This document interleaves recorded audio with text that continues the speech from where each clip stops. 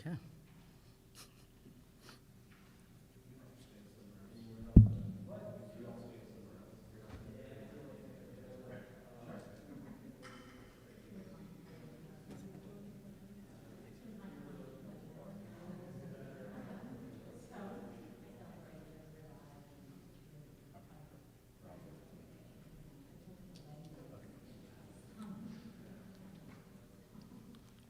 Jaren, we good? Awesome. All right. Well, welcome to day number 2. Stoked we survived day number 1. Hope you had a nice evening enjoying Sunset Beach and whatnot.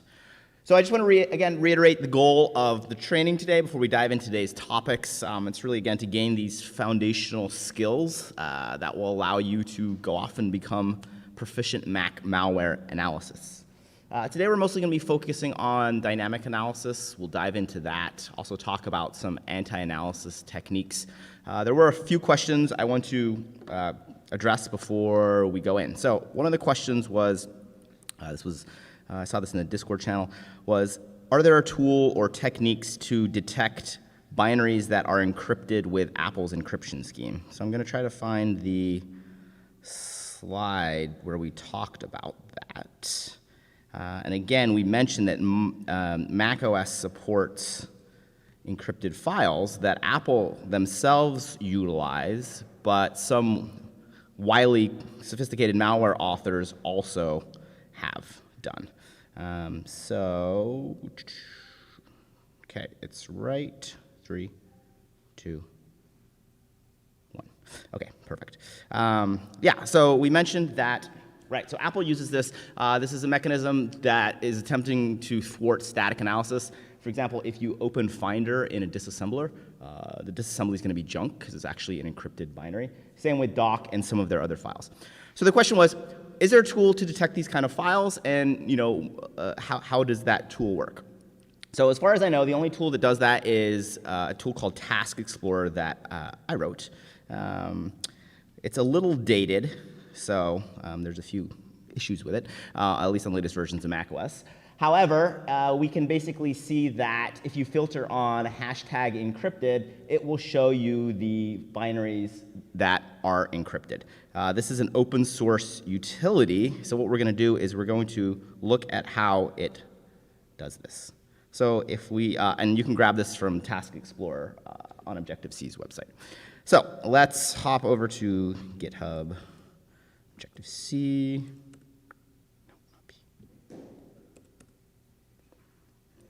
and look at the repositories. I actually haven't looked at this code for a while, so this is going to be a joint exploration. Task Explorers. Something here. Okay, Task Explorer. All right, so let's see. Encrypted. Binary keywords, filter, binary.h, make this a little bigger. So the idea is that we are going to look at the mock-o header because there are certain flags in there that are set if the binary is indeed encrypted. So let's look at this bad boy. Parse, save encrypted flag. Who sets this? The binary parser. It's going to take a second. All right, so I think it's actually using another project that I wrote, which is a mock-o parser. So let's look in there. Like I said, this is going to be a spelunking. Repositories, mock-o. Okay, let's see if it's in here. In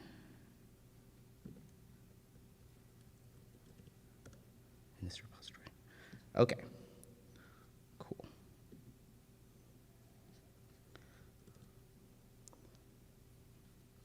Is encrypted, so we have this method here. All right, hooray.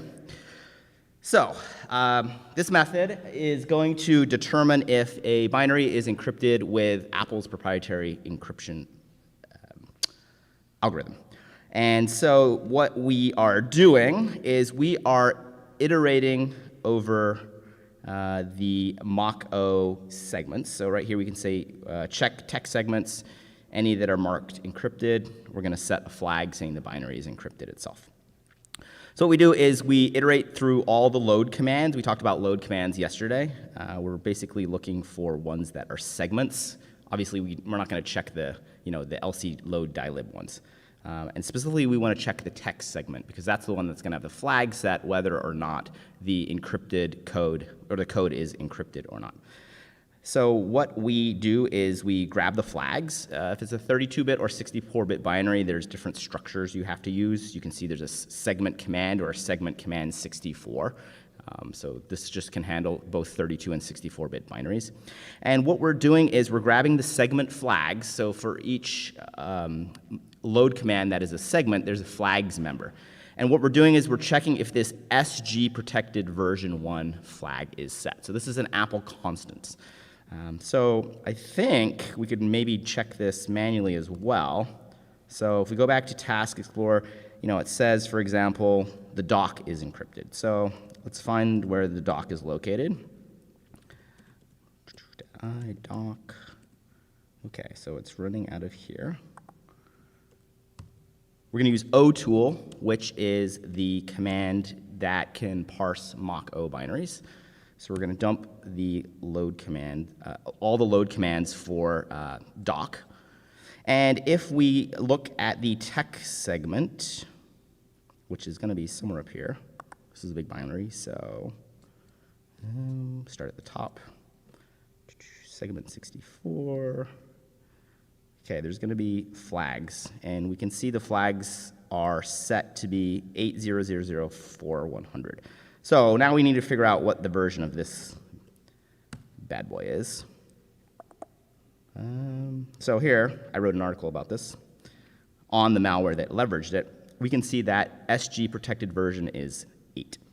So if we come back here, we can see that I think this flag is set here. Oh, wait, no, we want this flag right here. Perfect. So yeah, we're looking at the text segment, not the text section, right? We talked about this yesterday. So we have a load command that is LC segment 64. It's just saying, hey, this is a segment. We have the text segment, and if we look at the flags, which are normally 0, we can see this one is set to 8. And again, that is the hard-coded value for this SG protected version 1. That's an Apple constant. So what Task Explorer does, it just iterates through the load commands for all the for all binaries, all running processes, checks the flags on the text segment, and basically sees if this flag is set. If this flag is set, this indicates that indeed the binary is using Apple's proprietary undocumented encryption scheme.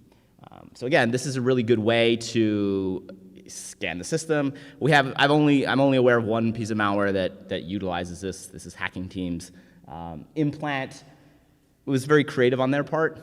They didn't have to write a custom packer. If someone tries to analyze this binary, it takes an extra step that they have to manually decrypt it. But it also kind of sticks out like a sore thumb if you are enumerating encrypted processes.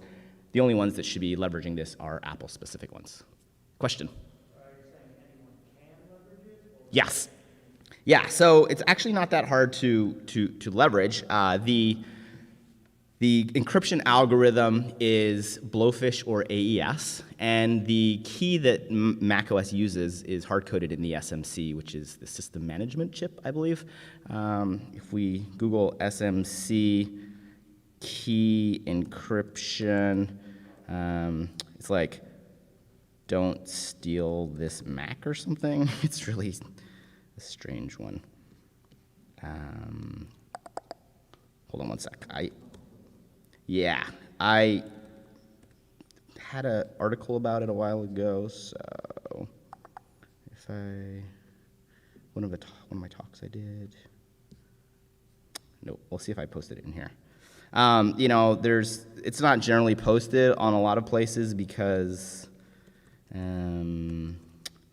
it's an Apple proprietary encryption thing, and there's people worried about Apple coming after them. I think someone wrote an article about it, though, so let me think about this.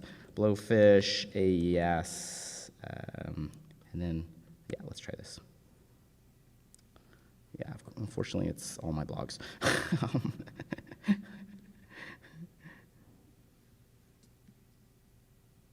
But you can write your own, Python post-processing script that will take an arbitrary binary and go through and use Blowfish or AES, I believe it's now AES, with that key to encrypt it, and then manually set that flag. And then at load time, the loader will be like, oh yeah, this encrypted flag is set, and then it'll use AES with that key to decrypt and then run it.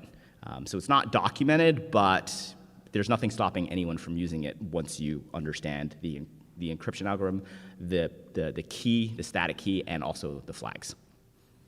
And there was a blog post about it. I'll see if I can find it later, but someone wrote it. It was like writing undetectable Mac malware, and it was like encrypted. It was old, and I don't know if it's still online, but yeah. Maybe this is it. Come on. Yeah, so it talks about finder.app. Yeah, okay, so this is the person's blog post. Yes, let me see if I can find.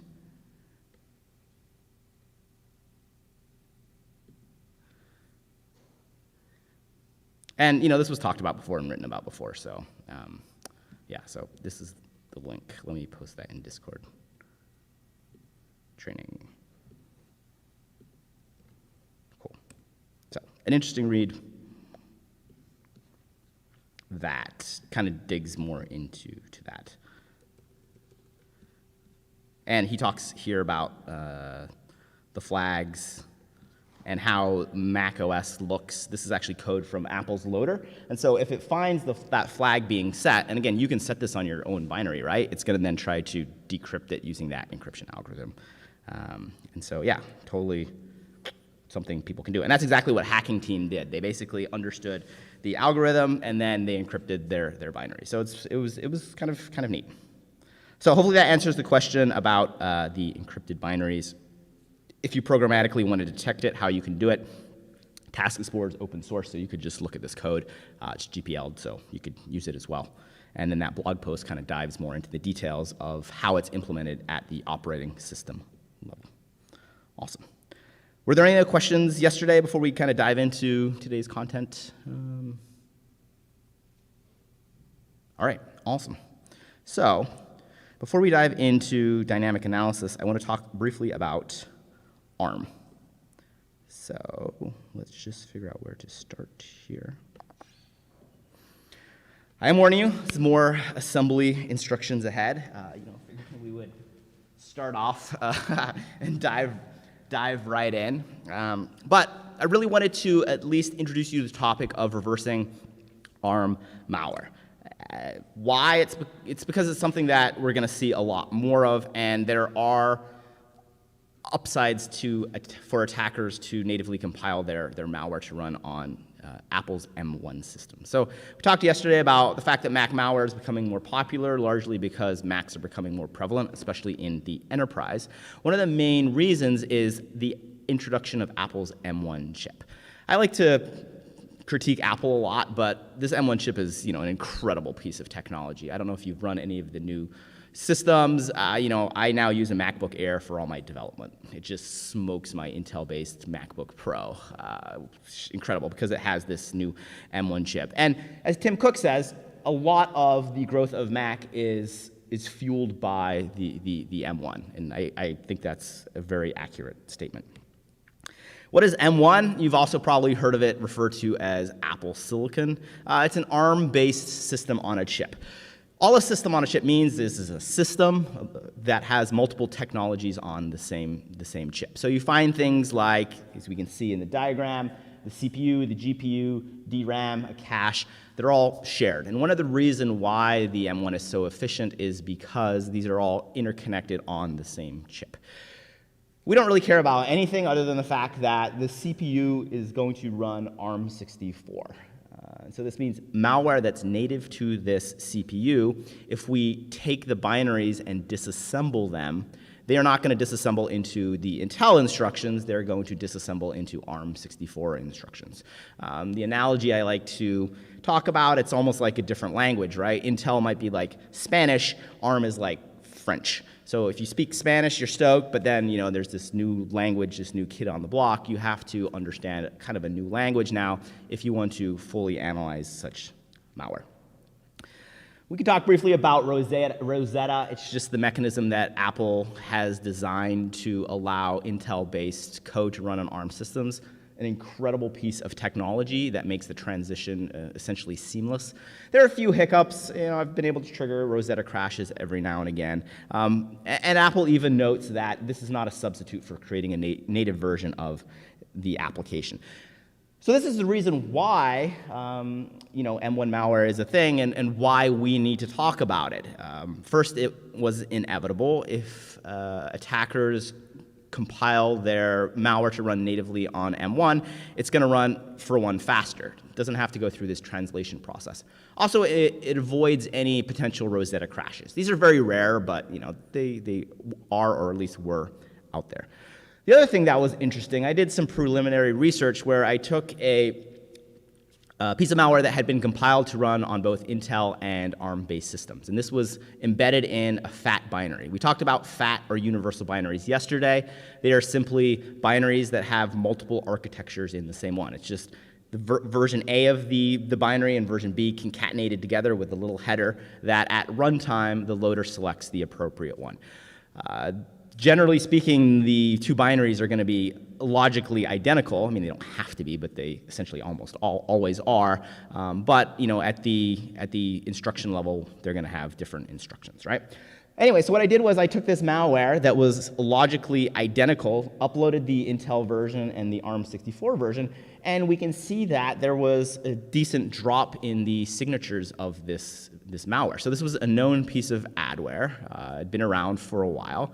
But the ARM-based version, even though it was logically equivalent to the Intel version, we saw about a 10% drop, at least in detections on the AV engines on VirusTotal.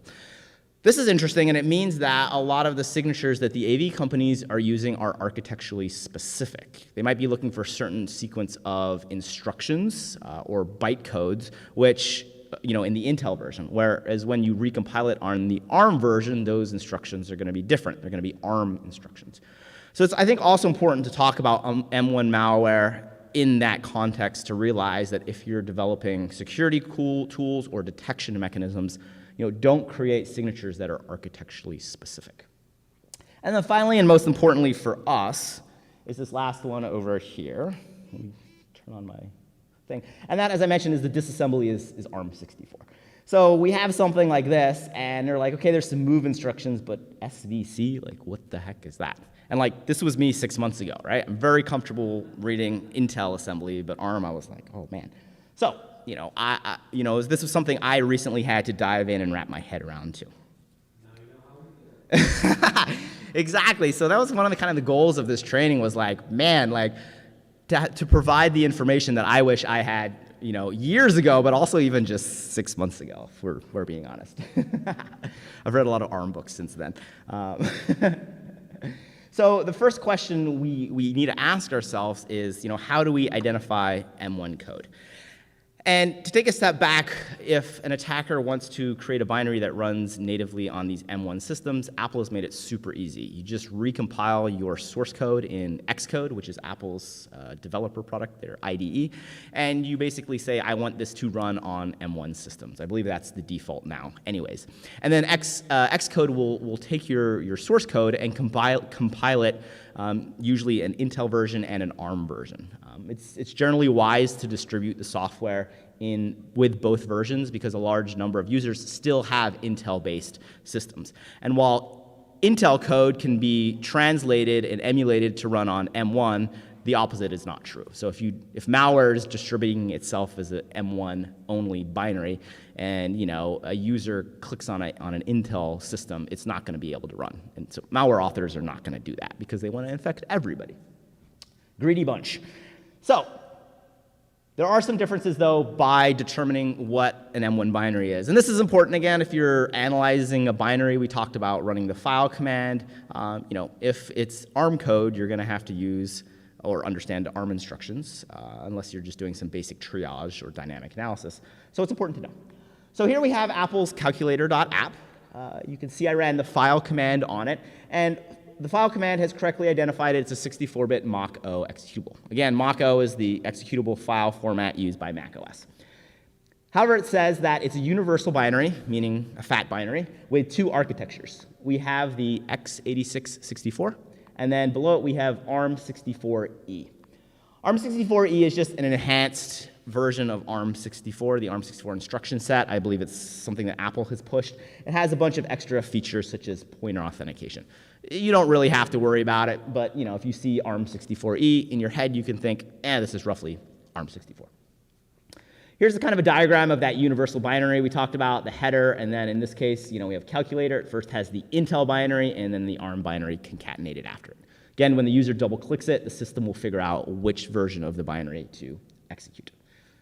Cool. Looking for M1 specific binaries, what you can then do is you can use the file command or parse the Mach-O header yourself and look for ARM64 or ARM64E. It's going to be a flag or a constant in the CPU header. The other thing, though, you want to do is you want to look for the LC build version and make sure the platform is set to macOS. This is because iOS binaries are also ARM64. Unless you're looking for iOS and ARM, Mac binaries, if you're looking for Mac-specific M1 binaries, double-check that as well. And we'll see why that's important on this next slide. So I then wanted to say, okay, I don't have access to large customers running all these binaries. I can't search them. But VirusTotal, we mentioned, they have researchers' accounts. So I have access to that, so I wanted to search and see if there was M1 malware on VirusTotal. And so this was the query I ran, and so if you want to analyze or look for M1 malware, this is what you can do. Or if you're writing a security tool and want to train it, this is one possible query that should result in a decent amount of M1 malware. So the first thing we do is we say we want type Mach-O. This is because we only want to flag on Mach-O executables. Tag ARM, or say, hey, we're interested in ARM. We want 64 bits. We want multi-architecture. This is assuming that malware authors are going to be distributing their malware samples both with Intel and ARM64 versions. We don't want iOS, and I said I want at least 2 positive. That means 2 antivirus engines have flagged it as malicious. The goal was really just to find any M1 malware, not necessarily brand new ones that anyone hadn't seen. If you want to go search for new malware, you just X this off, but that's going to result in a ton of legitimate binaries that you're going to have to somehow filter or sort through. So here is a triage binary, or a candidate binary that we found, and we can confirm that the commands that we talked about are able to identify it as an M1 binary. First, we run the file command, and we can see, yes, indeed, it has ARM64 code. This is not ARM64E, this is ARM64. And if we check the version, it is built for macOS. So we have a ARM64 binary that is running on, or designed for macOS. So this is an M1 Apple Silicon compiled binary.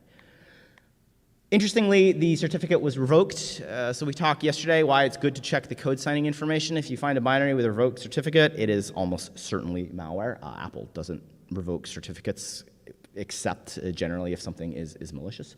And also, since we were flagging we set that positive +2 in our search results. This means some AV code was already flagging it. Likely on the Intel code because that was already known. Since that initial sample that I found earlier this year, there's been a large increase in the uncovery of brand new M1 samples. And again, this is really not surprising. It's really a no-brainer for hackers to either recompile their existing samples to run natively on M1 systems, or if they're building brand new malware, to also compile it natively to run. It's just, again, this is what legitimate developers are doing. Obviously, the malware authors are going to do it as well. So we've had some new ones. HydroMac was an M1 piece of malware. And interestingly, Apple inadvertently notarized this. Apple does sometimes slip up. Notarization is a system where Apple basically has to scan and approve binaries before they are allowed to run on recent versions of macOS. The idea is that even if a user is tricked into clicking that fake flash update, if that has not been notarized, and in theory it won't be, the operating system will say, "Hey, I'm sorry, but I'm not going to run this." So it's a great idea from a security point of view. However, with any system, there's going to be bypasses, there's going to be flaws, there's going to be samples that slip by. So this was an example of that. So if someone says, "Oh, I solely depend on Apple's security mechanisms," here's an example of where that isn't always the best case. Was there a question? Is there any evidence to suggest that the new ability to run iOS apps on macOS has opened up any avenues? So the question was, since macOS now allows you to run iOS binaries, is that a new attack vector? Or have we seen any malicious files or samples? I haven't. Not saying that couldn't be done. I would imagine, though, that if Apple ever let the opposite be true, allowing you to run Mac stuff on iOS, then that direction, since iOS is so locked down, there's really not a lot of malicious code targeting that. But it would be interesting to dive into that more and see how that's emulated. Could you write a malicious iOS binary that was designed essentially just for macOS in the sense that used its emulation engine? I would imagine a lot of security tools aren't scanning iOS binaries on macOS, so maybe there's kind of like a interesting subsystem there you could abuse to kind of write stealthier malware. But I would be surprised if any native iOS binaries kind of made it back this way that were malicious, just because there's not a lot of malicious content on iOS, so it's locked down. So I like this slide because it also shows that we really need to have a fundamental understanding of reversing M1 Apple Silicon binaries, because they're going to become the norm, and it's really important for us to stay in front of the curve. I mean, we can see in a few years, the Intel systems are just going to get phased out, and at some point we're going to see M1 binaries being distributed as standalone binaries without Intel support. All right, so we're now going to dig briefly into reversing ARM64. Again, this is going to be somewhat technically dry, but I want to get some of the general concepts out. I'm also going to be giving a talk about this at the conference tomorrow, so we're going to go through some of this material tomorrow as well. So again, if you don't get this all down or into your head, don't worry too much. We talked about registers yesterday in the context of reversing Intel-based code. ARM also has registers. However, they have different names.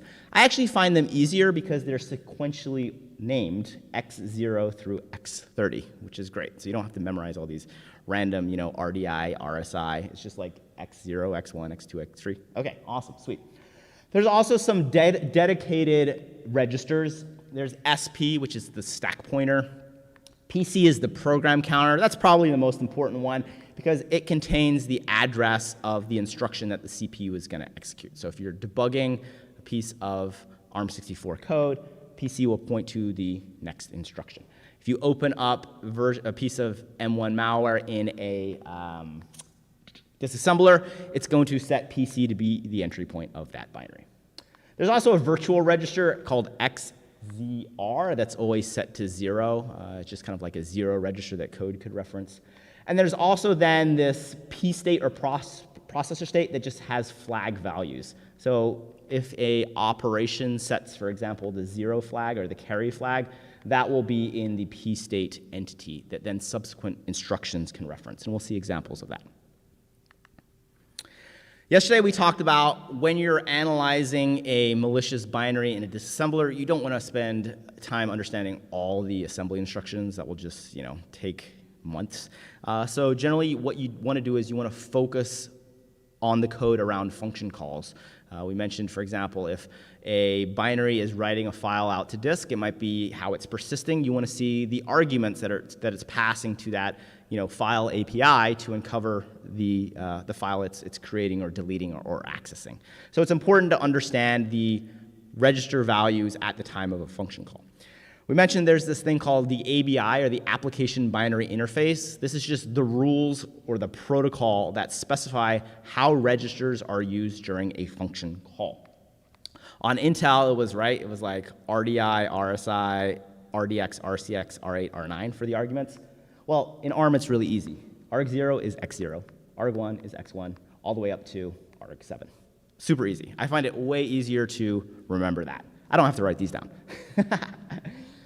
In terms of the return value, it's going to be found in x0 and x1. Again, pretty easy to remember. So we talked about the fact that you might come across a function that's decrypting strings, and then it returns the unencrypted string. You don't necessarily have to now understand the decryption algorithm. You could just set a debugger breakpoint, which we'll talk about soon, at the end of the function or when it returns, and then look at the return value. And that will be the unencrypted string, which in the case of ARM64 will be found in x0 register, and x1 if it's a 128-bit value. But normally it's just going to be x0. Pointers, for example, are 64 bits, et cetera, et cetera. Question? Are there no, and I have this question yesterday for Intel, but are there no low-level API calls that have more than 8 arguments? There are. That's a great question.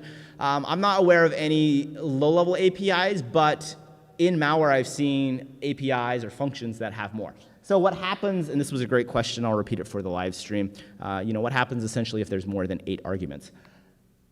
It uses a stack. So basically, once it hits the 8th argument, or arg7 if we're starting from 0, x7, it doesn't then use x8. It basically starts pushing those onto the stack. And then the function, which will have a function definition of args, knows that it should start pulling that off the stack. But I would say 99% of functions have less than 8 arguments. And so you can just find the values in the register values there. The return address is stored in the x30 register. You don't really have to worry about that. It's kind of a low-level implementation detail, but just worth pointing that out as well. So we talked about Intel instructions yesterday. ARM instructions are very similar as well. They start with a mnemonic, which is a human-readable abbreviation about what the instruction does. And then it has the operands, which are the components of the instructions, and we'll talk about them. But for example, here we can see that it is adding 42 and x0 and storing that in x1. ARM instructions usually work this way, where these are going to be the source registers, and this is the destination register. So as we can see in C code, right, it's storing the result in x1. So I kind of read it this way in my head. Helps me. So the operands are the pieces of the instruction that follow the mnemonic. So the mnemonic is add, again, that describes what the instruction does, here addition. And then we have the rest of the instructions. 3 different types of operands. You can have immediates, which is just a constant. So right here we have the value 42. This is referred to as a immediate operand. Pretty straightforward. You can have register operands, x1, x0, et cetera, et cetera. Cool. And then finally, and we'll see examples of this, you can have a memory operand, which is a register that points to a memory address. This is just a pointer. So those are the 3 types of operands that make up the rest of the instruction. Now, one thing we need to talk about when we're talking about ARM64 code is its memory access model, because this is very different from Intel. So far, we've seen a lot of commonalities. This is one way where ARM really diverges from Intel. So the idea is that ARM has something called a load and store memory access model. And the idea behind this is that there are specific instructions that are designed to load content from memory into one of the general purpose registers. Then instructions can perform any operations on those registers. And then there's a small subset of instructions designed to store the values back into memory. That's different than Intel, where pretty much any instruction can access memory directly. ARM basically specifically divides that out. So there's a great quote here from Maria that talks about this, and the fact that, and we'll see this, that these instructions are LDR and SDR. So here's a little diagram of basically what happens. This is a load via the LDR. Again, before an operation can really occur, step 1 is to load it from memory into one of the general purpose registers. And it does that via the LDR instruction or one of its variants. So here's the analogous C statement. We're basically dereferencing x0 and storing it in x1. So here's an example of an operand that is a memory operand. You can see, yes, it's a register, but it has brackets around this. This is an indication that it's a pointer and that x0 actually holds a memory address. So when the CPU encounters that, it's going to dereference x0, which basically means read the value it has, then go to that memory address right here. And then, since it's an LDR or load register instruction, it's going to pull that into the specified register, so x1. So again, this is just going to the memory address stored in x0, whatever that is, and storing that in the x1 register, loading it into x1. Now, subsequent operations can operate on the value because it's been loaded into memory, but this has to occur first. On the flip side, you have the str or store instruction. The first thing I want to point out about this is the order of the operands are flipped. So this is actually the source register, and this is the destination. Remember, most other ARM instructions, it's the other way around, right? If we go back to the LDR instruction, come on. Skip these animations. We can see that this is the source and this is the destination, right? So it's reading and storing, whereas store is the opposite. It's doing this. So that's pretty much the only ARM instruction that has those flipped. And logically, it kind of makes sense that you think of it storing from here to there. But it's just something to remember. It took me a while to wrap my head around. Other than that, though, the format's exactly the same as compared to the load instruction. You have operands. Here again, we have a memory operand. The brackets indicate it holds a memory address. So if you're looking at disassembly, you're probably going to want to figure out what this memory address is and what it's storing. Again, the analogous C statement is it's dereferencing what's in the x0 register and then storing that into x1. Hooray. There's also some variations of this.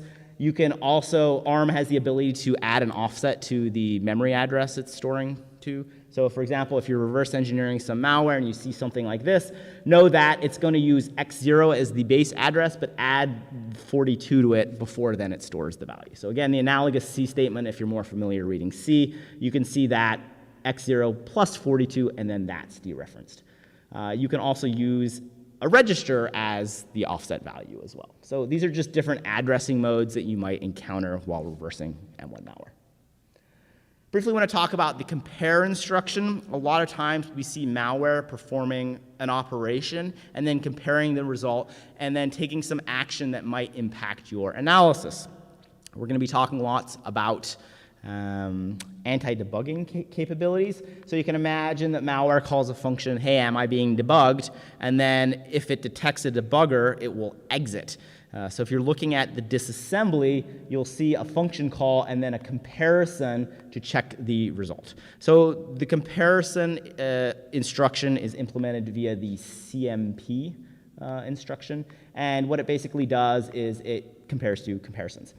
What it actually does, though, behind the scenes, is it subtracts these two from each other and then updates the p-state flags. The result of the subtraction is not actually used, but the p-state flag is then set. And then we'll see subsequent operations can then act upon these. So, for example, if we look at the disassembly on the slide, we can see it calls the am I being debugged function, compares the result in 1. Recall x0 has the return value. W0 is just the lower 32 bits. It doesn't need the full 64 bits to do this comparison, so it just uses W0. And then we have a BNE, and we'll talk about these branch statements on the next slide, but the BNE will only execute if the equal flag has not been set. So these are some of the condition codes you'll see. Again, you don't have to fully wrap your head around here. It's just if you see these conditional statements, know that this can control logic based on previous things that have been said. Briefly want to talk about branch instructions. These are synonymous to jumps on Intel, basically. And this is important for analyzing malware because a lot of times you'll see malware kind of having these different control flow paths that you will want to map out and figure out, how it's executing, and these branches can alter the control flow of a program. So we have roughly 3 types we have an unconditional branch. You'll see that with the B or BR instruction, and that will just jump to a memory address. So that's synonymous to a jump in the Intel platform. The last slide, we talked about conditional branches. These are just branch instructions, but they'll only be taken if the condition holds true. So on the previous slide, we had some of these conditions. For example, here, this is a conditional branch. It's only going to branch if the equal or 0 flag is not set. Come on. Awesome. The third one, this is the one you'll probably see the most common, is branch and link or branch and link register. This is how a function call is performed. So this instruction is synonymous to a call instruction on the Intel platform. So this is how function calls or method calls are made in ARM assembly code. So if you see this while analyzing malware, you will know it's making a call to, for example, an API. So here we can see it's calling at the am I being debugged function. Basically what goes on behind the scenes is before the branch is made, it stores the return address in the link register. So that, and here we have an example of that. We have BL, am I being debugged? It's going to store the address of this compare instruction in the link register so that when the am being debugged function is done, it knows where to return back to and continue. So when the return instruction is executed, behind the scenes, it just reads the value of the LR register and updates the program counter. So this is how function calls are implemented. So that's really a lot of low-level information, but kind of neat to know. We can also have conditional branches. These alter control flow, but only if a specified condition is met. And so here's one interesting example. It really combines two separate instructions. So on the previous slide, we saw the am being debugged function being called. Once that returned, we saw a compare instruction to check the result of that function, followed by a conditional branch. Well, the ARM engineers said, hey, like this is something that's really common. Let's combine that into one instruction. And you can do that with the CBNZ or CBZ instruction. This does a comparison and jump all in one, or comparison and branch all in one, but only if the condition is met. So we can basically take the compare and branch right here and convert it into one instruction. So if you see this while disassembling malware, it's just an optimization of a compile and branch. So this is something you see a lot, and it took me a while to wrap my head around. So now what we're going to do is we're going to briefly walk through reversing Apple's Hello World binary to kind of put all these pieces together. It's a little daunting, but we're going to walk through essentially line by line to give you a decent understanding of what a Hello World binary compiles to. So on the left-hand side of the slide, we have the Objective-C code. This is Apple's boilerplate Hello World code. If you open Xcode and say make a new Objective-C project, this is the code that they add. If you hit compile, it's going to turn into a binary, and if we disassemble the binary, it's going to look something like this. One piece of information that we need to know is that this auto-release pool is a memory mechanism that Apple automatically adds. Behind the scenes, this gets compiled into a pool push and a pool pop function. And we'll see those calls when we look at the disassembly. All right, so the first thing we have is the function prologue. Generally, when you're analyzing malware, you don't have to worry about this too much. Function prologue is just set up the environment for a local function. So they do things like make space on the stack for local variables. They save the frame pointer because now you're in a new function call. And a lot of times they often save various register values that might get used that need to be restored while the function returns. So we don't really have to dig through all of this too much because, again, this is mostly just initializations and setups. We then come across a BL and then the obj auto-release pool push function.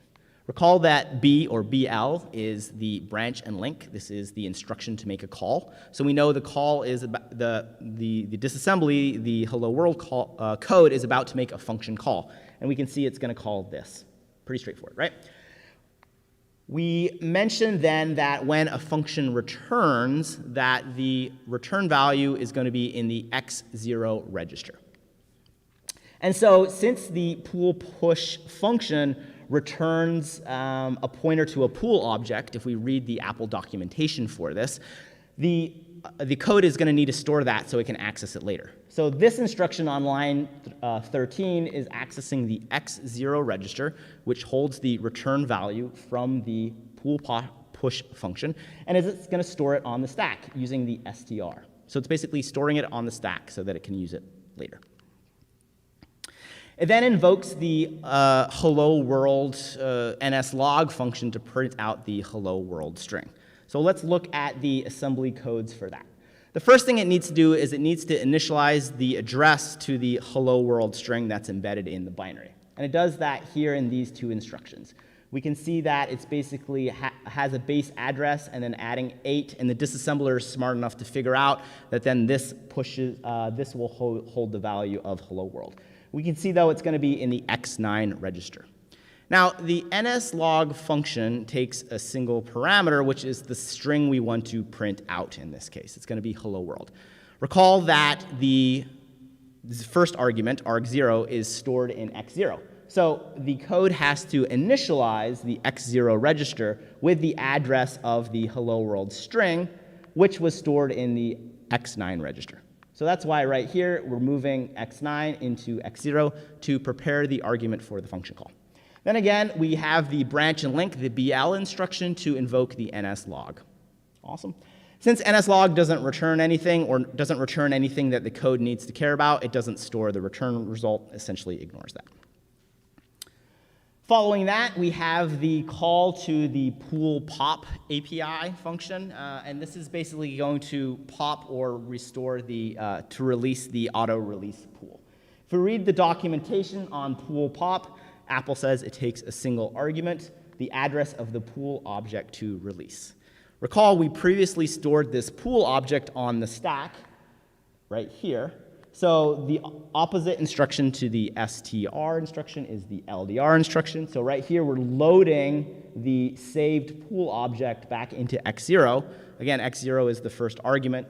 And now the call to the pool pop function can occur. And then finally, we have the function epilogue, which just restores the stack, readjusts it, and then executes the return instruction to return back to the caller. So that might be a lot, and it is. This kind of makes my head hurt. The good news is we can often leverage a decompiler to not have to actually worry about all these specifics of the disassembler. So if we hop into Hopper, maybe that's why Hopper is called Hopper. Never thought about that. And utilize the disassembly feature, we can see that it actually really nicely regenerates or reconstructs almost the exact source code from the initial binary. So it takes all these disassembled instructions into this nice decompiled code, which at least to me is a lot easier to read. We can also, as we'll see, leverage a lot of dynamic analysis tools, file monitors, process monitors, and network monitors, which we'll talk about next, to figure out what a sample is doing without actually having to dig into all the specifics of this. So again, more often than not, you don't have to read all the assembly instructions, but it is a good skill to have, especially when the malware authors start leveraging anti-analysis code. So we're going to do a lab now on some ARM analysis. This is going to ask some questions about some of the topics. We're going to have a ARM64 piece of malware that you can open in a disassembler, look at some logic, et cetera, et cetera. So I'll give you 20 or so minutes for that. If you get stuck, feel free to ask, raise your hand. Again, this is probably the most technically in-depth topic we're covering today, so you have been warned. And I guess before we dive in, are there any questions about that, about the ARM stuff? Awesome. Morning. Not invisible. Is it warm again in here? Okay, I'm like sweating up here, but maybe I'm just like, we'll see if they can turn on the air conditioning again. Or Christina makes me nervous. I'm just kidding.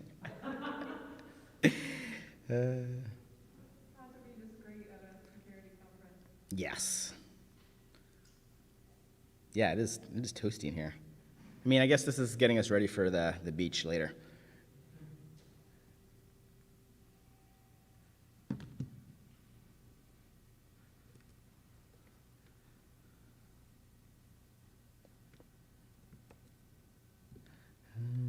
Let's see.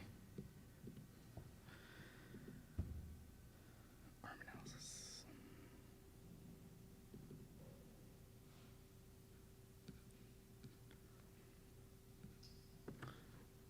Oh, and we need our Hawaiian music again.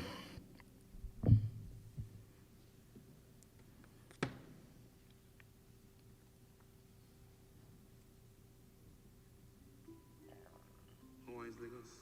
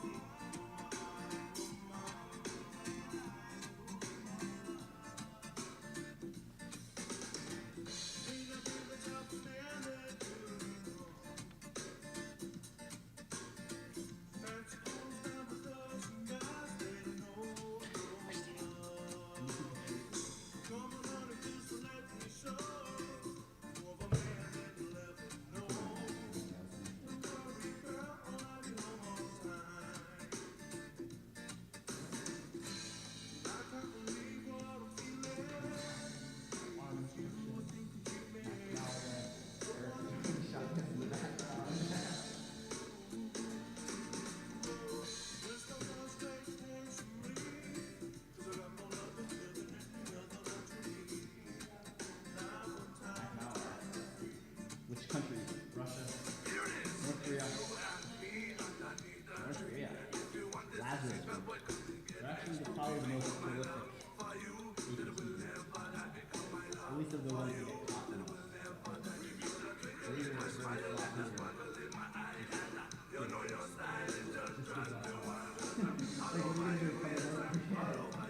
Sanction us? I hope that they're really it's good job. Most not always adware, so it's nice to see that.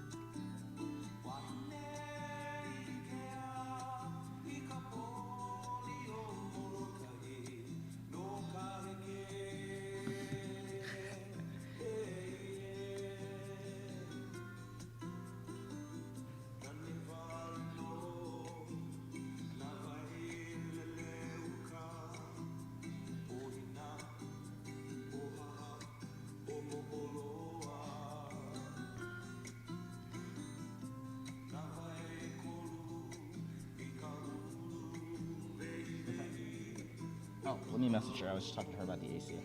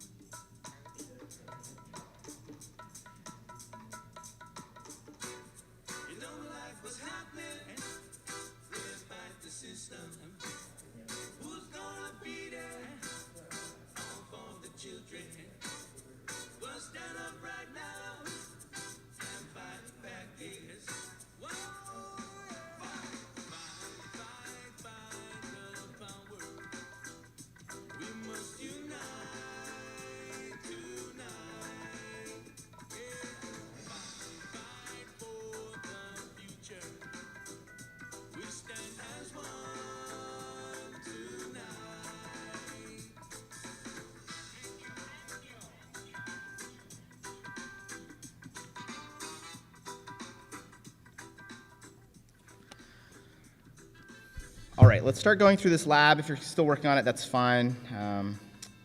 But let's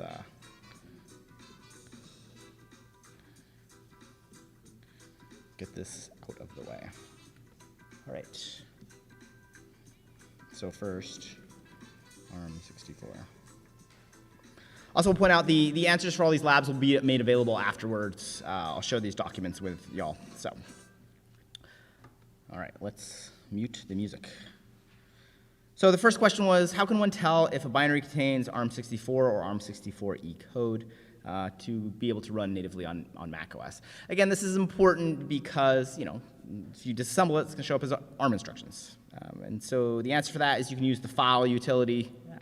You see we ran it on calculator. It will show that there is a ARM64 architecture component in it, or an ARM64E if it's an Apple compiled binary.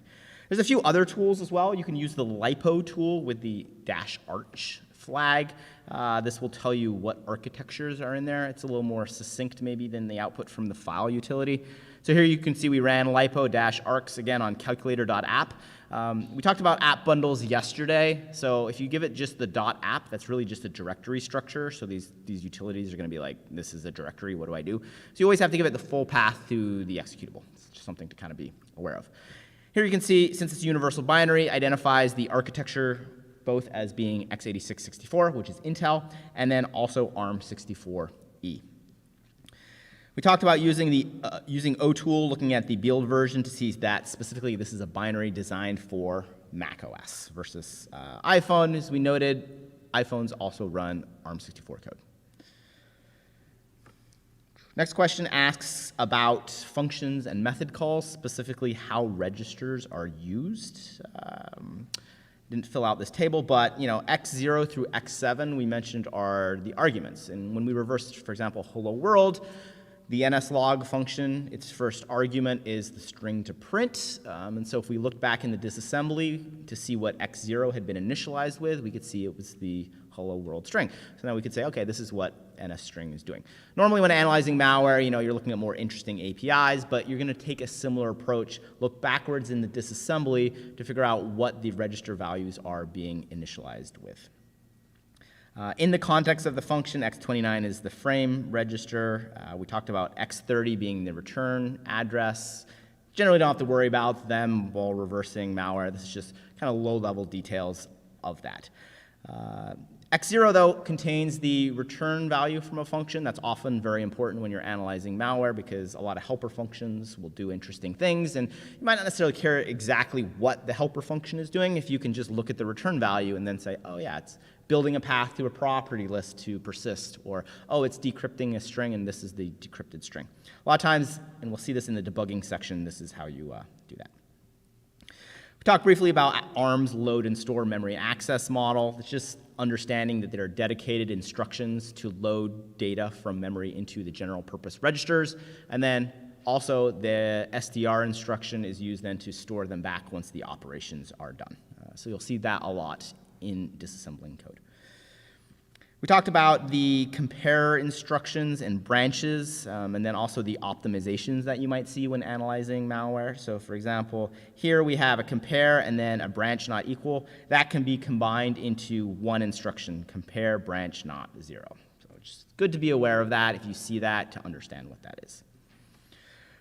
The exercises hopefully gave you some hands-on practice with an ARM64 piece of malware. Running the file command, we could see that it's an ARM64 mock-O binary, no surprises there. You could pick an ARM64 instruction you don't understand and then Google this. I do this a lot. I don't understand all the ARM instructions. I understand the basics ones. There are people that read the ARM instruction manual. There is an ARM instruction manual that tells you all the instructions. But a lot of times I Google, and you find Stack Overflow or tutorials that kind of break that down. So if you're analyzing code and get stuck on instruction, that's kind of a good technique that I leverage a lot. We then have an interesting chunk of code that starts at address 100541118. We mentioned if you hit G in Hopper, just G, you can type in the address and jump to that. It's kind of a neat shortcut. You can also use the navigation menu. And the question was, describe what this code is doing. And one important thing is to understand what that SVC instruction is. This is an instruction I had to Google a few months ago when analyzing this malware because I didn't recognize it. And it turns out it is the supervisor instruction, supervisor call instruction. This is how syscalls or system calls are made in ARM64. SVC 80 is synonymous to int 80 on Intel platforms. So now we know this is making a syscall.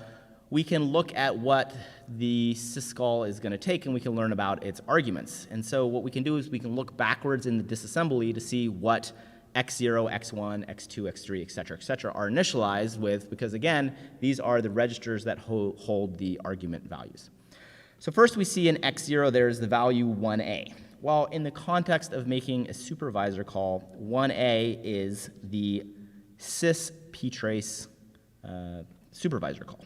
Cool. So you can, Google 1a and it'll tell you that. Again, in the context of a supervisor call.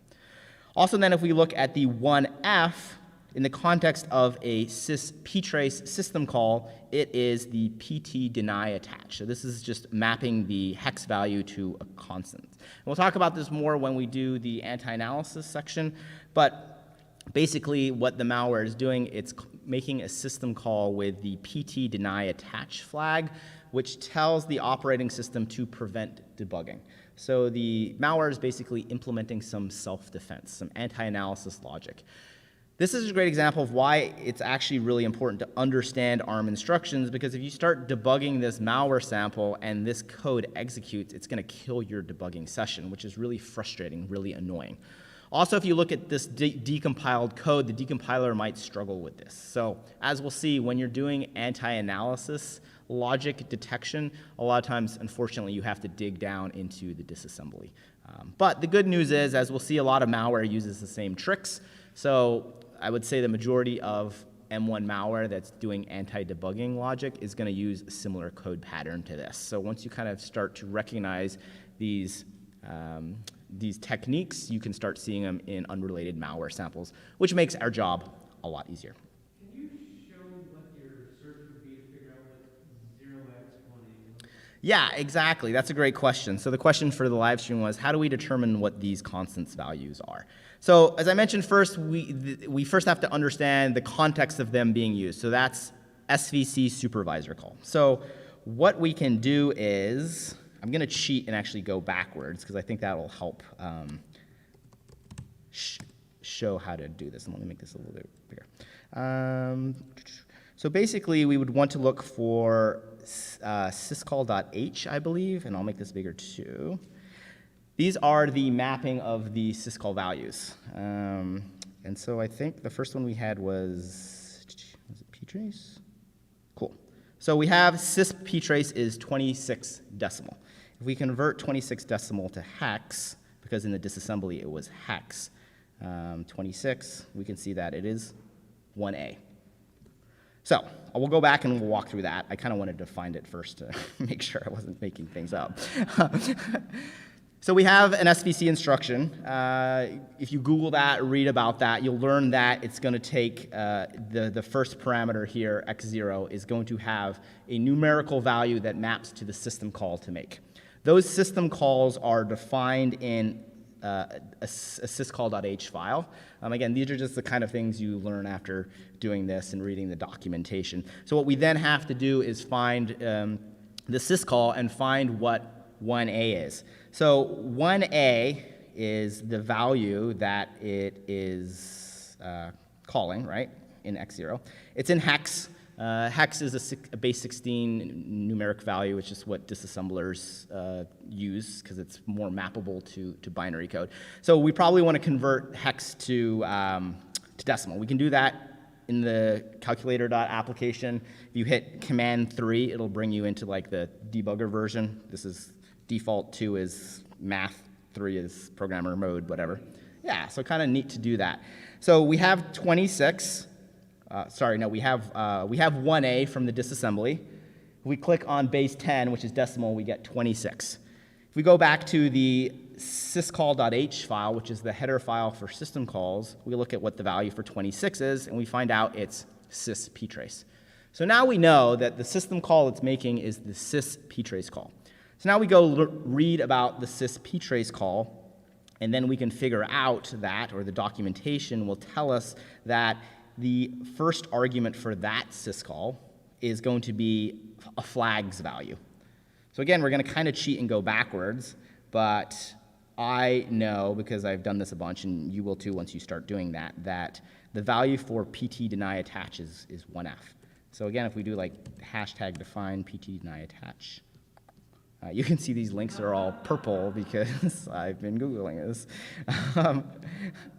Right here. And this is an Apple-specific flag.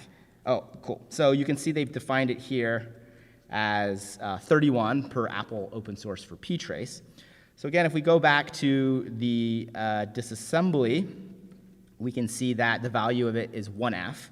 So we come over to the hex calculator, put in 1f, convert that to decimal, it's 31, which matches the value for pt deny attach.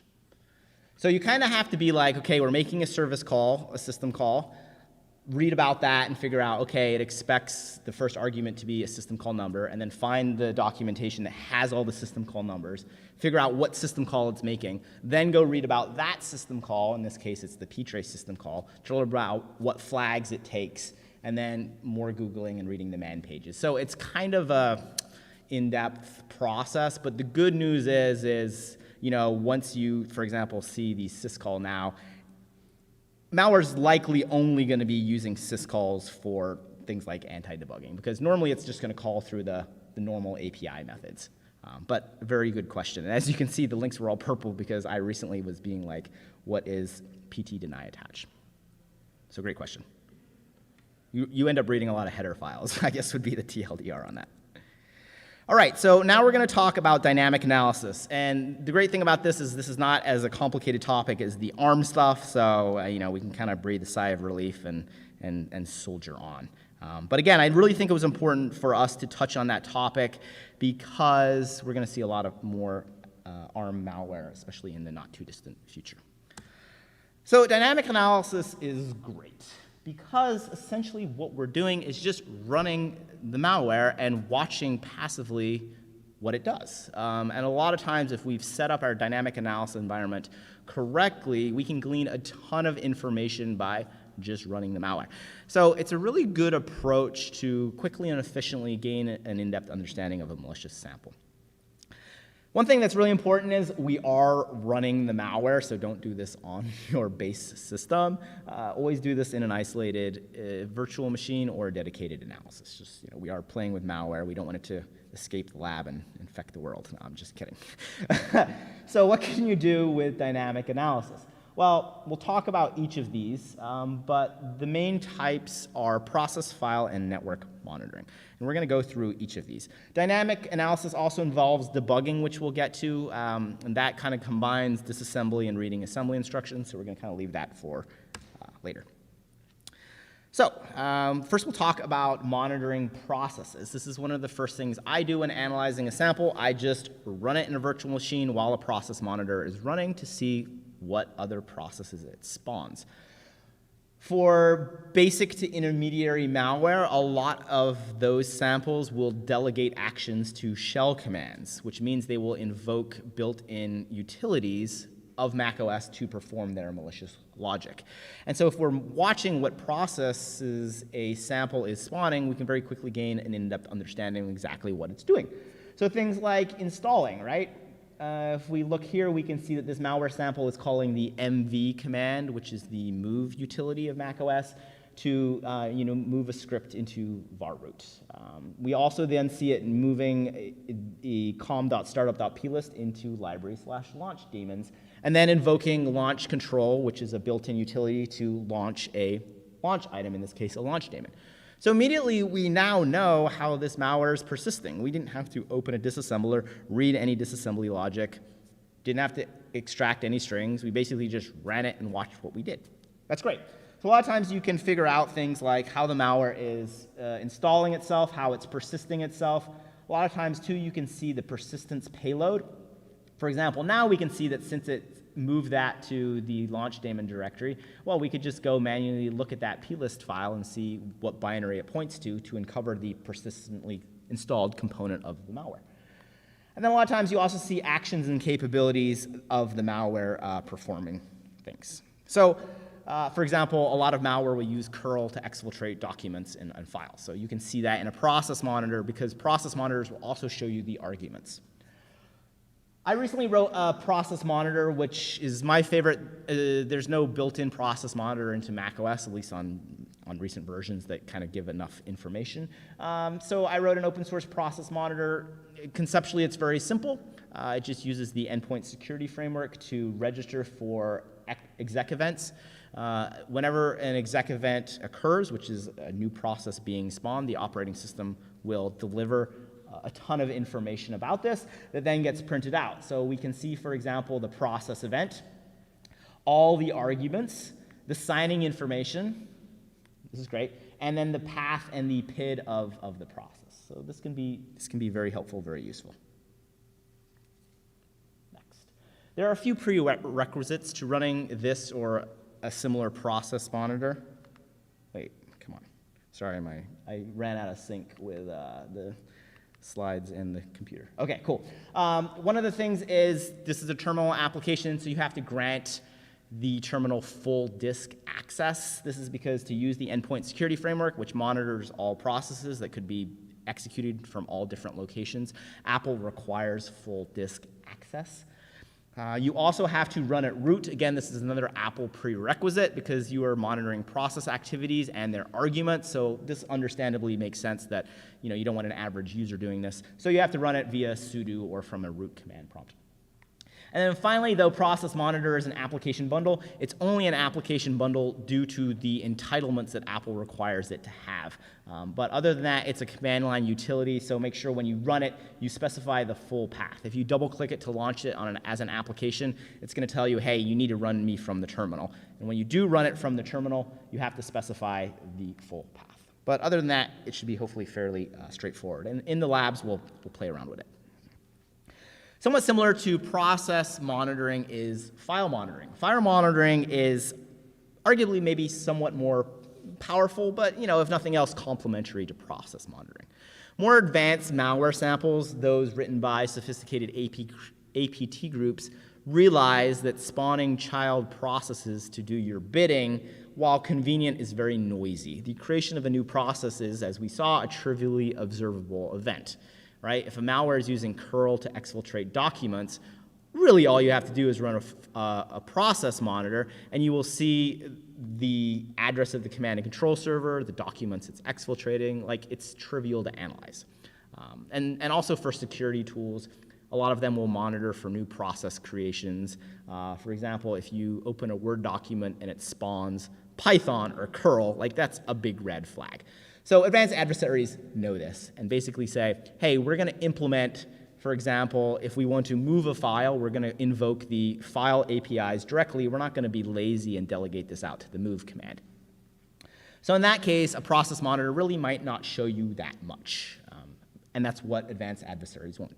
However, what we can do is we can leverage a file monitor because any malware that does anything is going to interact with the file system. If it's persisting, it's going to have to create an entry in the launch daemons or launch agent directory, or, for example, modify the login item file. It's going to interact with the system. If it's accessing documents to exfiltrate that, it's going to go read that. So what we can do is we can create a comprehensive file monitor that can monitor for file events and, again, allow us to very quickly gain an in-depth understanding of the samples we're analyzing by simply watching the file events. So you can do things like uncover its install location, persistence mechanism, and even payload actions, again, by simply watching what files it creates, accesses, writes to, et cetera, et cetera. Here's an example, similar to the process monitor. I ended up writing a file monitor that leverages Apple's endpoint security framework. This is also open source, so you can dig into that. It's available on the Objective-C website or on the GitHub repository. One thing I like to point out, it's really good to use the -filter command because you can basically run a process monitor, and there's not that many processes being spawned, so you can kind of filter through. If you run a file monitor, there are tons of files that the operating system and third-party apps are continually accessing, reading, and writing, so you get overwhelmed really quickly. So I added this filter flag to say, hey, only match on processes that match on this. You could also use grep or something, but really, like, the takeaway is make sure you filter the file output, otherwise it's just going to be overwhelming. So here you can see we ran the file monitor. Again, you run it with root. It needs that terminal full disk access, and we specify the full path of the file monitor binary. We can see here we've gotten a write event. We have the file event, which is the ES event to notify write. You can see the destination file is a hidden file called .flash update check. And then we have process information, which is the information about the process that was responsible for triggering this file event. So right here we can see it's something called album.app, blah, blah, blah, flash player. This was a piece of malware masquerading as like a flash album. If you were analyzing it, you can see in the background it's creating this hidden file. That's a red flag. You would obviously then go and grab this hidden file and perform analysis on that. But you might not have been able to easily uncover that if you weren't writing a file monitor. Yes, you could have fully reverse engineered the sample and covered the logic that did that. But again, a million times easier to just run it and watch what it does. So I'm a big fan of process and file monitors. Question? You touch on how vtrace can be pretty useful, but may not be anymore. Yes, great question. So macOS had or still has this functionality called dtrace, which allowed you to essentially insert these things called probes at different parts in the kernel or the operating system that then could be logged or even execute little snippets of D code that you specified. And this is how people would previously implement process and file monitors on macOS. Unfortunately, due to system integrity protection that Apple released now a few years ago, this broke dtrace.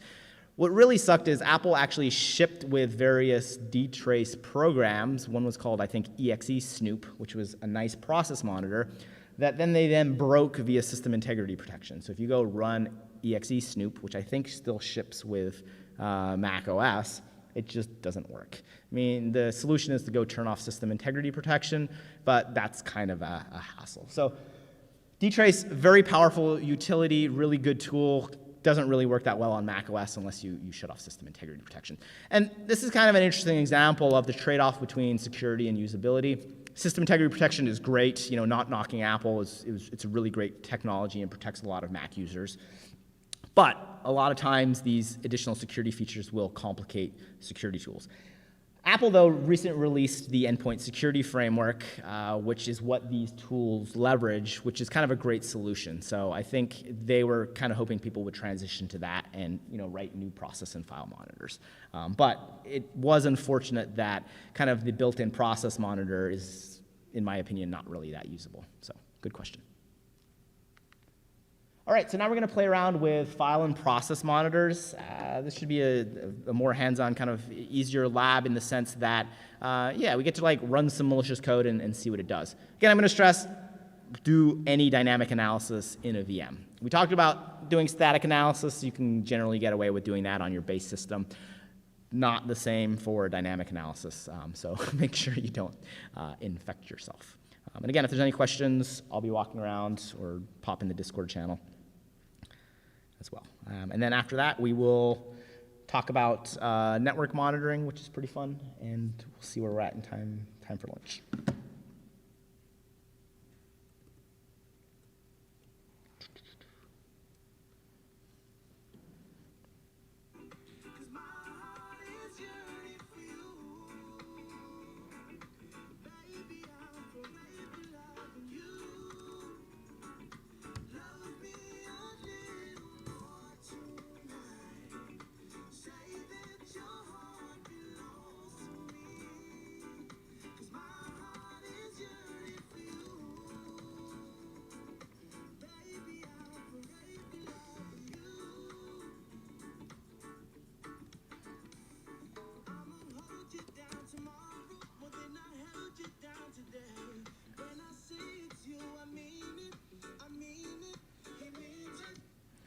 I should also point out there is a built-in file monitor on macOS called FS Usage.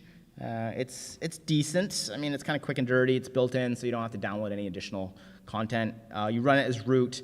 -W gives wide output, and then -F specifies that you want to monitor the file system. So you can see if we run it here, there's a lot going on. The output, though, leaves kind of a lot to, it'll give you the process name and PID, but it won't give you the full path. It doesn't give you process arguments. It doesn't give you code signing information. So that was one of the reasons I decided to write a new process file monitor that did that. But sometimes quick and dirty, you can just fire up FS usage as well. So that's kind of a nice lightweight option to leverage as well.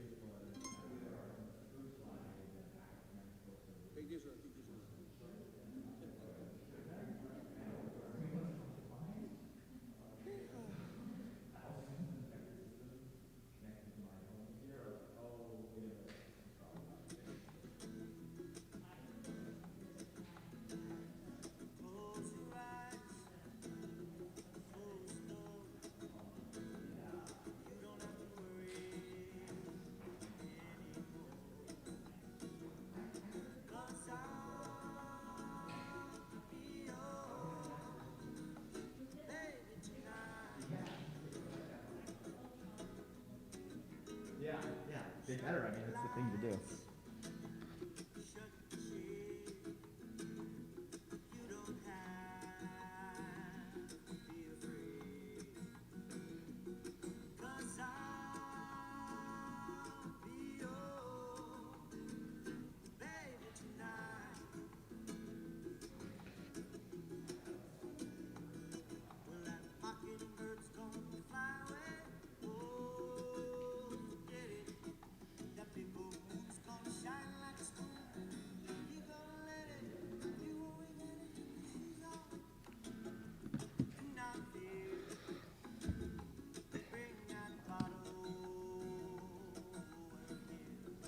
Yeah, also feel free if you want to stretch your legs for a little bit or take a 5-minute break. We've been jamming on a little bit. I'll give you a little more extra time on this lab, so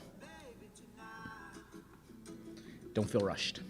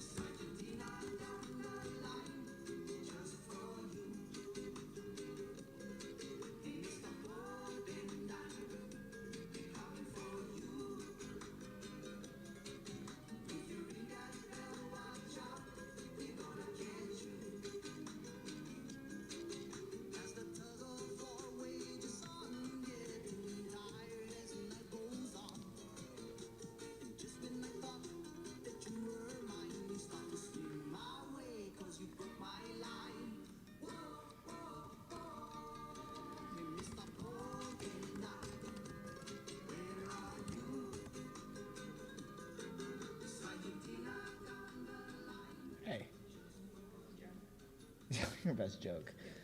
Oh man, I don't know if it's appropriate for this venue. How about Apple security? That's the joke. Sorry.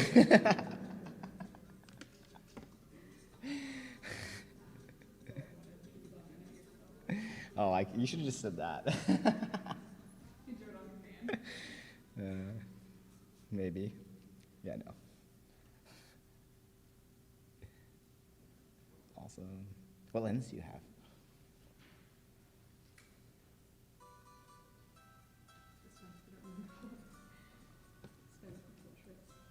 nice. 67? Sweet. That's a cool focal length. I just scooped up this this portrait lens. It's really fun. It's like an 85. It's like, got this. I'll bring it on the boat. We'll play around with it. Yeah. Oh, nice.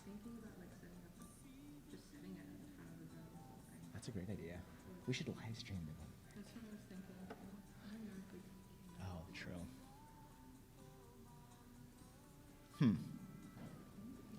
Also, I don't want to make the people mad.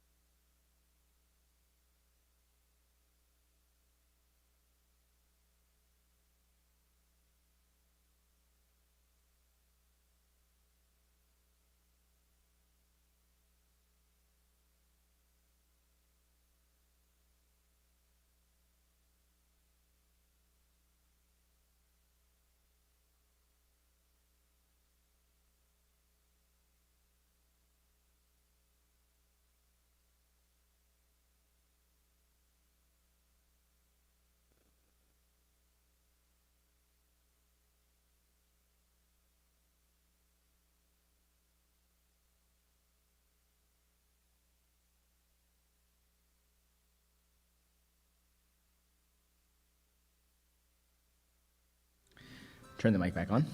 It's always a plus. Labs. Dynamic analysis.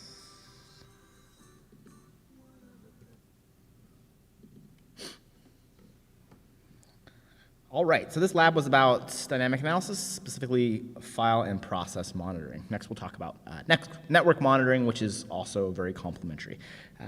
Like I kind of mentioned, the benefits of these are they can give you a lot of information, often very quickly. And often one of the first things I'm doing after I triage initial sample is run it in a VM and see what it does while running a file and process monitor.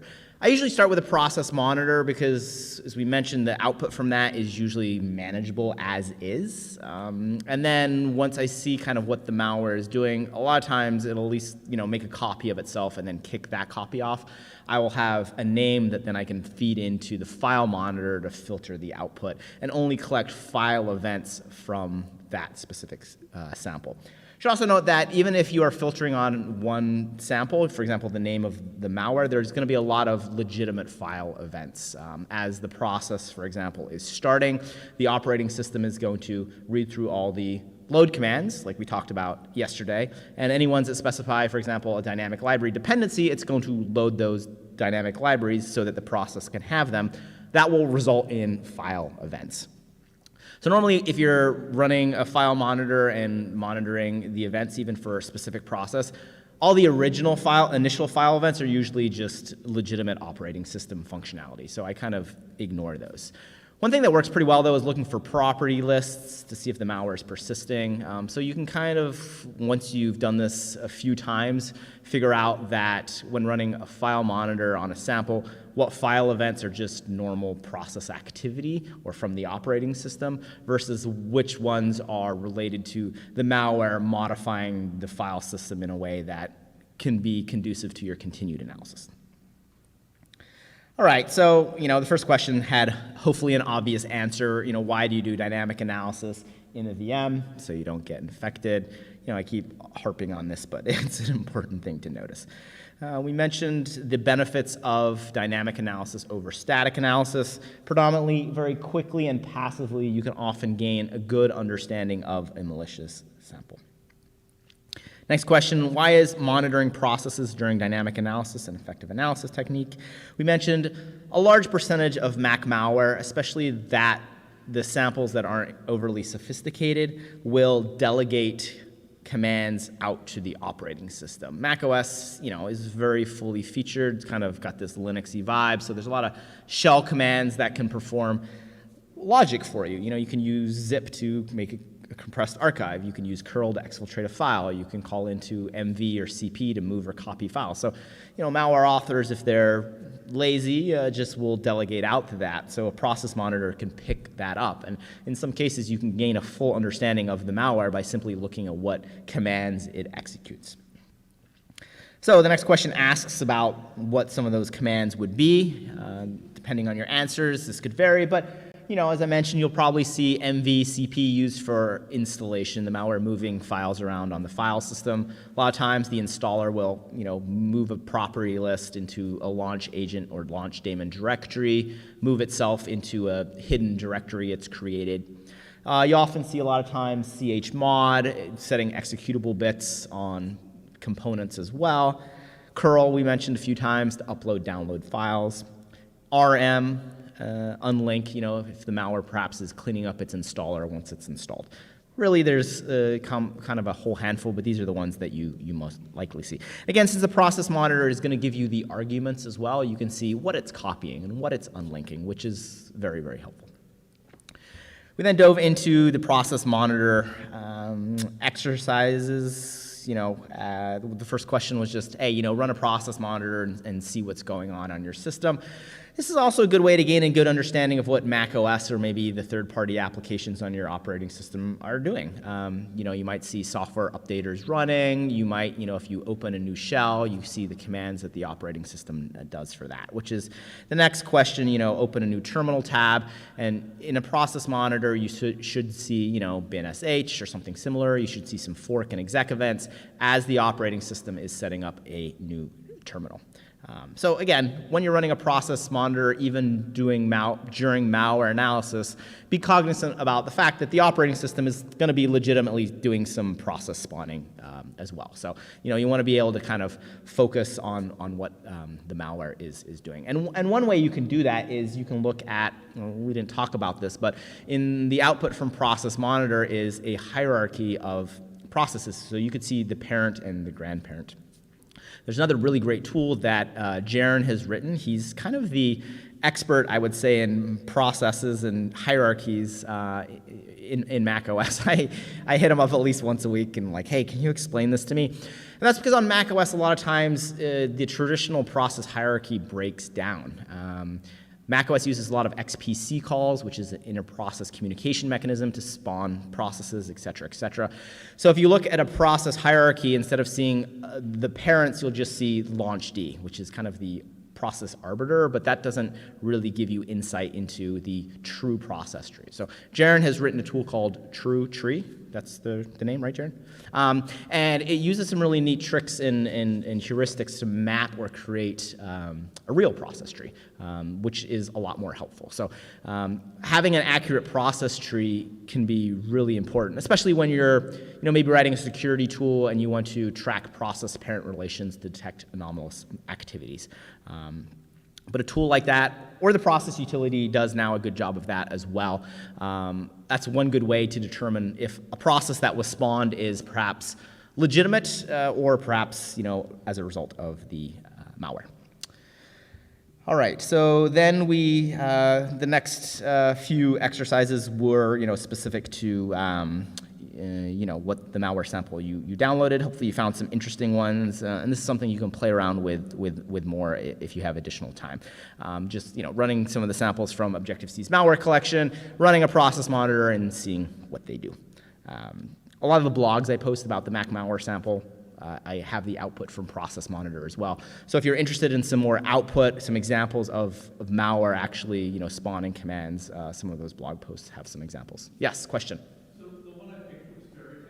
Okay. And when I try to run it, the Mac said, this is malware, you should not run it. I did the two things you said here. Yeah. And it still said, this is not, you should not run this, it'll damage your computer. What is it doing? What is the process of that? Great question. For the live stream, so if you download some of the samples from Objective-C Malware's collection, macOS will rightfully say this is malware and will refuse to run it.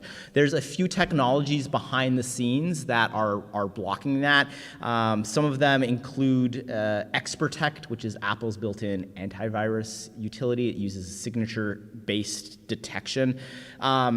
It's effective-ish. It's using static signatures, so anything that's new, it's not going to detect. That's one mechanism. So in a VM, if you have SIP disabled, you can kill that daemon, which is one kind of good idea. MRT, the malware removal tool, is another daemon that runs in the background. It's an Apple technology that's designed to detect and remove malware that's already there. So again, that's another daemon I will often shut down. Another thing is code signing stuff. If the operating system detects the certificate has been revoked, it will refuse to run. So that's why one of the suggestions is to remove the signature from the binary. So there's a few tips and tricks. It does get a little frustrating, right? I mean, it's really good that Apple doesn't let this malware run, but when you're trying to analyze it, it'd be nice if there was like a checkbox that's like, let me do whatever I want. But unfortunately, you kind of have to often go in and shut down some of those daemons. Usually I will just pick another sample, or a lot of times if you're analyzing a new sample, the Apple protections are not there yet, which makes your job easier when analyzing that. But yeah, that's a good question. I might do a blog about that, kind of like preparing a VM for analysis.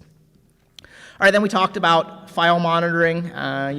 Why is it complementary? A lot of times, especially for more sophisticated malware that's not spawning or delegating out shell commands, it's doing this all internally. A process monitor won't give you that much information. So a file monitor, though, can show what the malware is doing.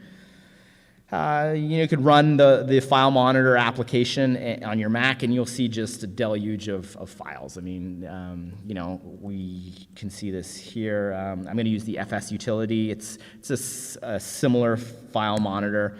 Once I authenticate, yeah, we can see Airport D, MS-DNS responder. I mean, Creative Cloud, just like, right? And so if you now run a piece of malware and you're trying to look for the output of that, as I mentioned, it gets overwhelming, so it's good to be able to filter. When I use FS usage, I usually just pipe that into grep and then give it the name of the malware, and that works. Or with FS monitor, you can use the -filter flag. So the exercise is just had you kind of play around with that. You open a text edit document, save it. You should see the file being saved, the file event. And then the last one was, hey, do the same thing, download some Mac malware. Again, this is something you can dig around and play around with more. As I mentioned, if we do file monitor in URL objective-c.com,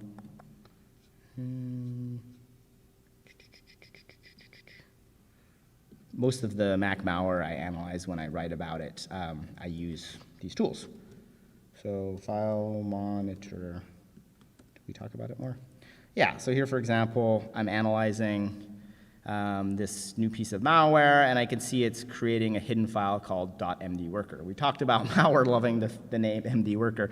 Well, here's an example of that. So, and later versions of the file and process monitor also have the architecture, so they can identify if it's an Intel or ARM-based platform based on the techniques we talked about by parsing the macOS file.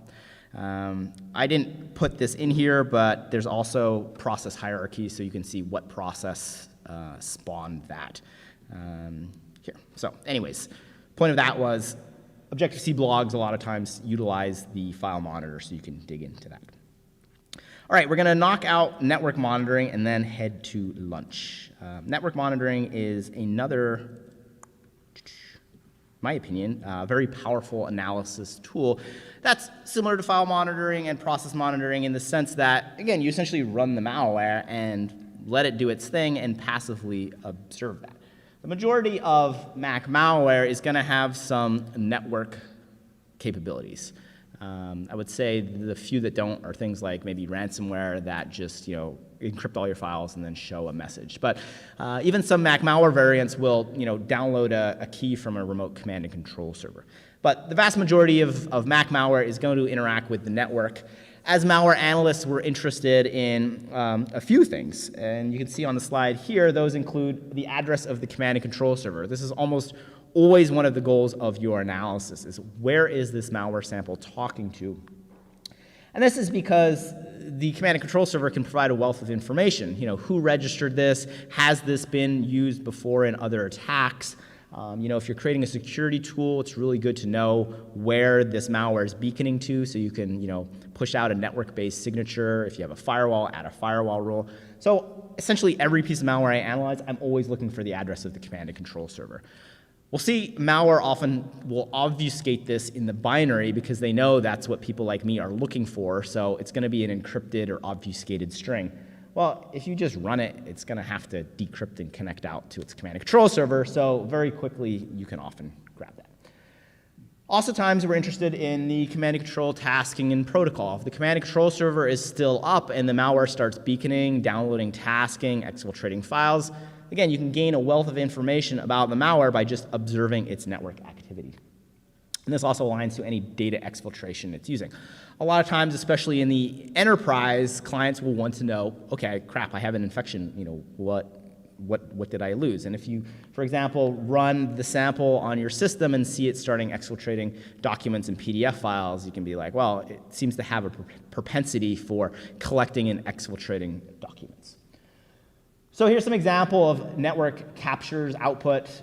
Cookie Miner, for example, does a network install, which is kind of interesting. When it runs, it actually beacons out to a command and control server to download a bunch of property lists and second stage persistent components. And it does this via curl. Via a network monitor, we could very quickly pick this up, and if that command and control server is up, go and grab a copy of those binaries for ourselves. Cookie Miner also does a bunch of file exfiltration. It uses the curl command. We see this a lot. We mentioned in lazy malware, let's just say. Again, via a network monitor, you could see this being exfiltrated. And if it's not being done over SSL, or if you're manning the middling via proxy, you could just grab this output file to see what it's exfiltrating to know what that capability of the malware is. We mentioned the command and control servers. This is a great example. Wintail's command and control server is exfiltrated. So say we're doing our static analysis and we come across the creation of a URL, and then we can see it initializing and sending a synchronous request. These are the Apple APIs for how to do HTTP comms. So we're like, okay, cool. We see that the malware is beaconing out. We look at the disassembly, we track back, and we see, okay, it's creating the address of the command control server from this encrypted string. And if we go look at how they're using encryption, it's a very complicated encryption algorithm. So like writing a hopper script or statically analyzing this would take a very long time.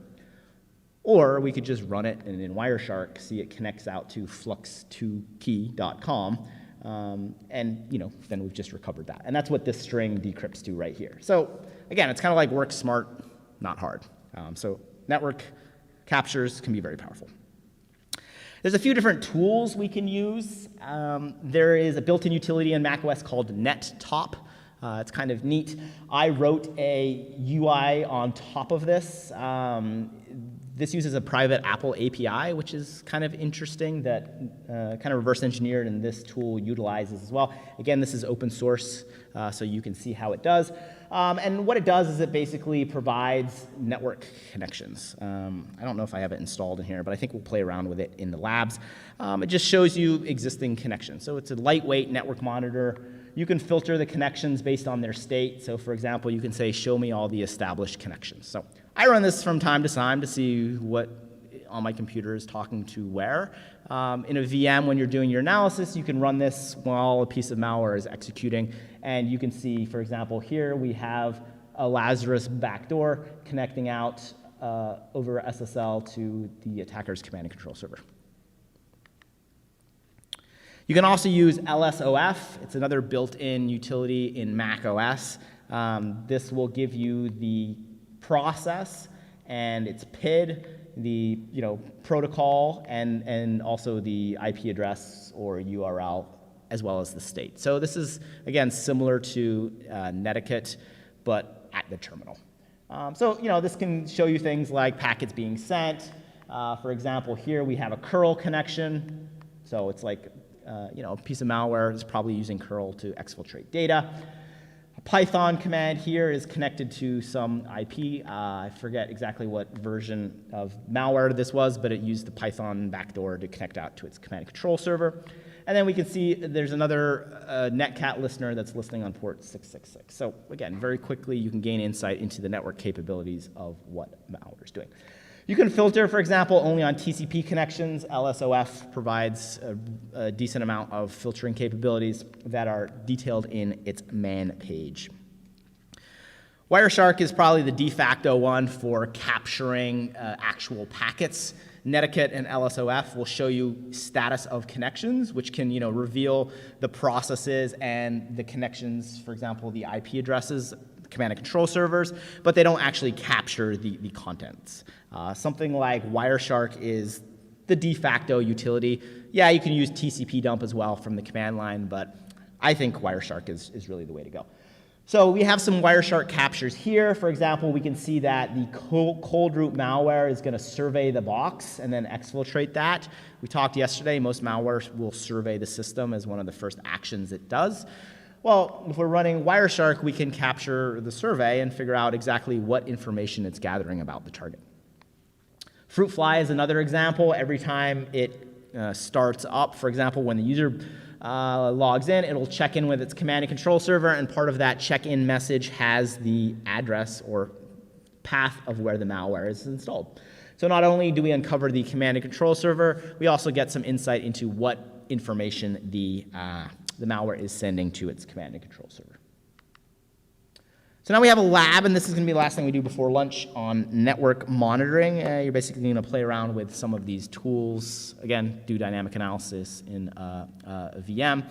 The choice of the tools is really up to you. Network monitors, it seems like there's a good corpus of different tools. I usually default back to using either Netiquette or LSOF, and then Wireshark. Those are kind of my main threes. Wireshark, is a very fully featured tool. Similar to file monitoring, you're probably going to want to implement some filters. So again, what I normally will do is run the malware sample. We saw, for example, with Netiquette, it can give you the address of the command and control server. So what I would do here is run that first, see the malware has an address to this. I would then go into Wireshark and put a filter on this IP address, restart the malware, and see what it does. And that would nicely filter out or only show me network traffic related to this command and control server. This one is over SSL. So I didn't mention this in the slides, but there's also good ways to break the SSL traffic. There's an app called Charles Proxy, which sets up its own root certificate and then can decrypt SSL traffic. So if the malware is exfiltrating or doing comms over using SSL or TLS, that's a good way to kind of get around that. I think Wireshark also has that ability, but the Charles Proxy is just a nice lightweight utility to do that. Not a ton of malware uses SSL. I mean, I would say maybe half, but you'd be surprised how much does not. So a lot of times you can get a good bang for your buck by just running the malware, and then in Wireshark, you know, it spills its guts.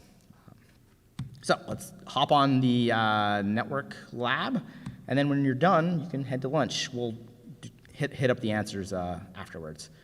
So yeah, let's say if we finish the lab in 20 minutes, that's 12:30. We could be back here at 2 like yesterday, so hour and a half for lunch. Same lunch options. I went to the restaurant that was right next to the little grab-and-go market. It was actually really good, and they served relatively quick, so that's another good option. Monkey Pod next door is amazing, probably one of my favorite restaurants, and at dinner they're pretty busy, but lunch they seem to serve pretty quick, so just some good options. But yeah, be back here by 2, and we'll dive then into debugging, and then talk about anti-analysis, and then wrap it up.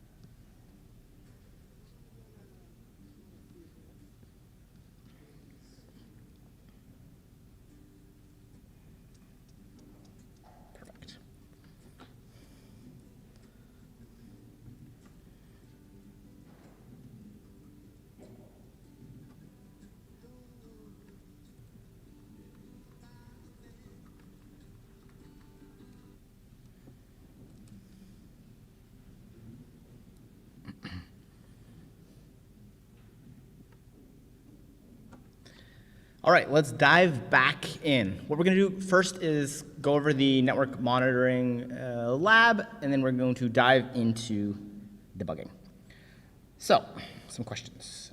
We talked about how network monitoring can passively provide insight into malware that's being analyzed, and asked for some examples of information that generally we can recover simply by running a piece of malware and monitoring its network activities.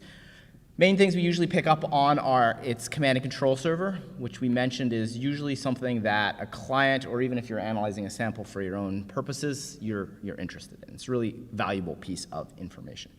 Also then, if you use something like Wireshark, you can see the protocol and also some data that's being exfiltrated, which can also be super useful as well. We talked about some of the built-in macOS networking utilities. For example, you can use LSOF. LSOF supports a large number of command line options. For example, if you execute it with a -I TCP, it'll only show you TCP connections, which is often what you want in terms of malware connectivity. Next up, the next question was about Netiquette. Mentioned Netiquette is a simple UI utility that I wrote that shows network connections on your box. If you download it and run it, you could see the existing connections from all the applications, system daemons, et cetera, et cetera. So it's kind of an interesting exercise just to see what's talking to whom, and, hopefully nothing that wasn't out of the ordinary there. Then showed how, via netcat, if you open a command and run something like that, you should be able to see it pop up. So for example, we can try that in a terminal. Netcat listener. If we then come over here and do like nettop maybe, we can see that there now is a listener. So this is just an example to show that, the utilities do show these network connections. Pretty straightforward. I guess let's look what else we have running on my box. Mostly Apple stuff. One of the nice things about Netiquette is you can filter out Apple processes, so that gives you good insight. So one point though is if the malware is using something like curl, curl is an Apple process, so that would be filtered out as well. But for looking for listening connections or other activity on your box that's going to be standalone, Netiquette is kind of nice because you can see the majority of network traffic is going to be the operating system, which you can generally safely ignore. You can see that WebKit Safari is doing a lot of stuff, 1Password, et cetera, et cetera. Nothing too surprising here. So we talked about using Wireshark. Wireshark is a great utility for capturing the actual network traffic packets. Again, something you can just run on your own box and see the type of network activity that's going on. Most of it's probably encrypted these days. Most things are done over SSL, which is good, but you can still often see the IP address of where it's connecting to. One of the things you can do is filter out connections in Wireshark. If you right-click on any connection, do filter this connection, especially for TCP connections, it'll filter out the entire stream and rebuild that. So it kind of gives you a nice overview, for example, of one specific stream. And this is often what I do when analyzing malware. So if we do Wireshark in URL, open objective-c.com. Let's see.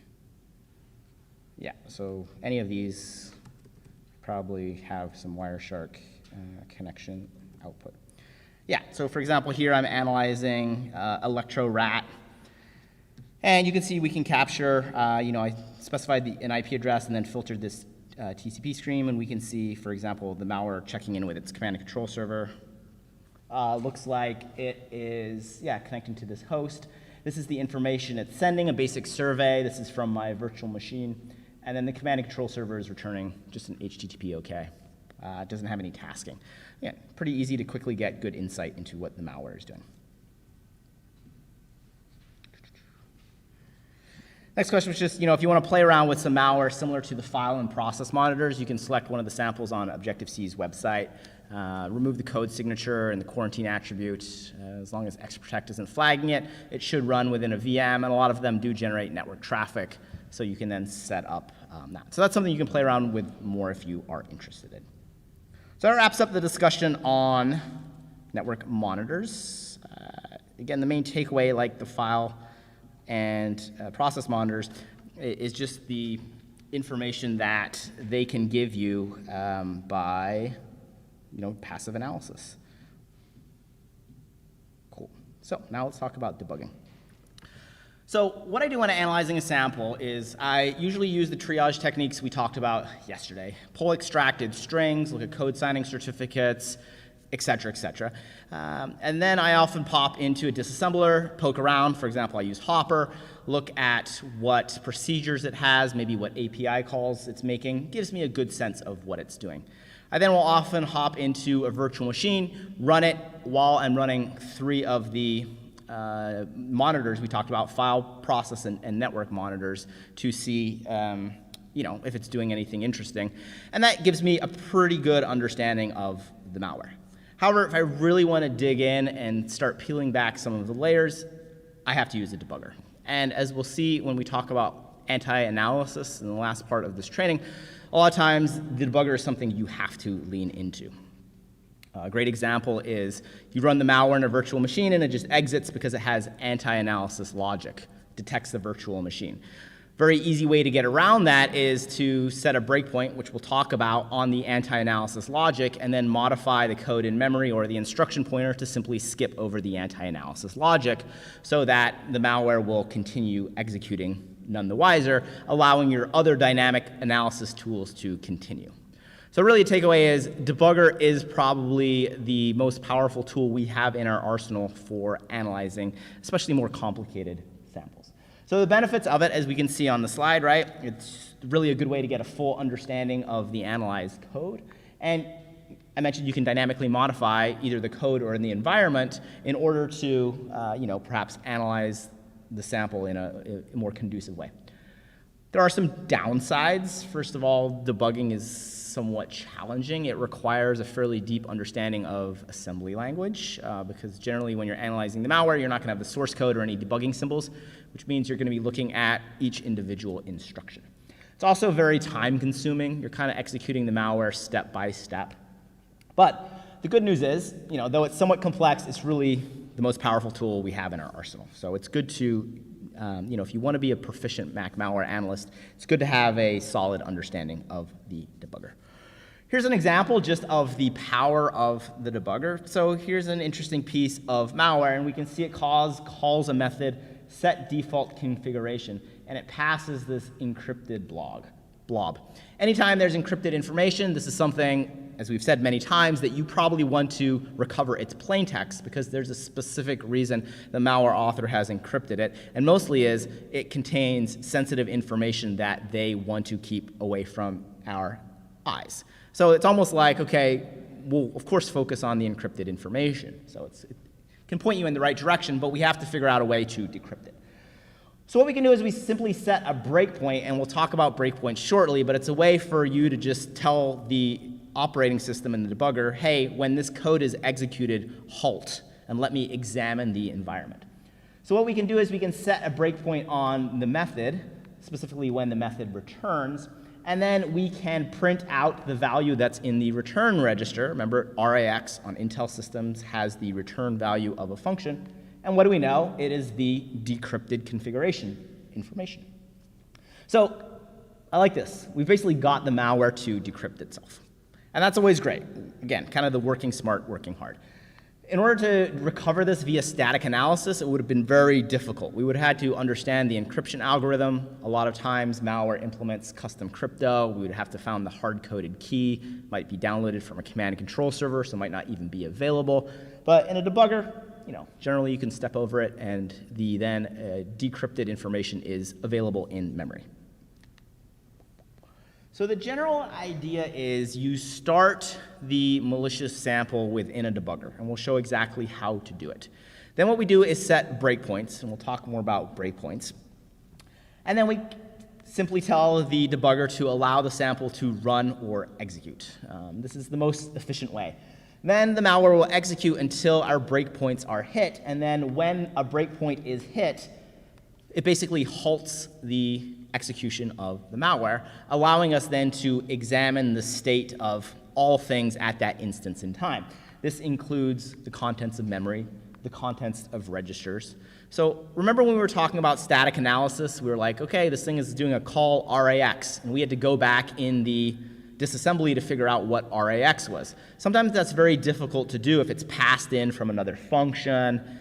Sometimes it's impossible. But in a debugger, once a breakpoint is hit, you can examine all the registers and look, for example, and see exactly what the RAX register value is. So a lot of times I will use static analysis in conjunction with a debugger, and the debugger can fill in kind of the missing gaps. So we talked about on the last slide, pretty much normally what you do when using a debugger is you start a debugging session with the malware. LLDB is the de facto debugger for Apple operating systems. It used to be GDB. LLDB has kind of overtaken that. It's a lot more extensible. It's just kind of what Apple supports. So moving forward, LLDB is kind of the main one. So what we do is we simply type LLDB, and then you can run whatever malware or file you want with any arguments. This will then print out a message saying target create malware.bin, and it identifies the file extension. You can also specify any arguments via the settings set target.run.args, or you can pass them in via the command line. I kind of go back and forth. This is kind of a nice way if you're rerunning the malware multiple times, you can change the arguments and have it essentially restart itself. Then what we do is we want to tell the debugger, we haven't run anything yet, we've just loaded the malware into the debugging session, nothing's been run. We basically tell the debugger, hey, launch the process, but stop at its entry. So this basically says, yeah, launch it, but stop when we get to the beginning. So this starts the debugging session, gets the malware loaded in memory, gets everything set up, and starts executing it, but halts at the entry point. Another takeaway, debugging is doing dynamic analysis, so always debug it in a virtual machine. Even though you're controlling the malware, if you miss a breakpoint or hit the wrong button, you are still executing the malicious code. All right, so let's now talk about program control. So there's multiple ways once the malware or any binary has been loaded into a debugging session to control it. If you hit R, that's just going to allow the malware to run. And so this is going to allow it to run unabated unless you set some breakpoints or somehow instrumented the environment. So normally you're only going to hit run after you've set some breakpoints, or you just want to let it execute maybe after you've overcome some anti-VM detection logic and you want it just to continue doing its thing while your process and file and network monitors are running in the background. Other ones are this continue or C. For all these commands, you can use the short single letter command abbreviation as well. C continues execution. Normally, once you've hit a breakpoint, you hit C to tell it to continue, because run will actually restart it from the beginning. So once you're analyzing a sample and hit some breakpoints, you usually use the C command, unless you want to tell the malware to restart all the way from the beginning, and then you use run. Normally what you do is, though, after you hit a breakpoint is you're going to single step instruction by instruction, because you might want to see exactly how the malware is behaving.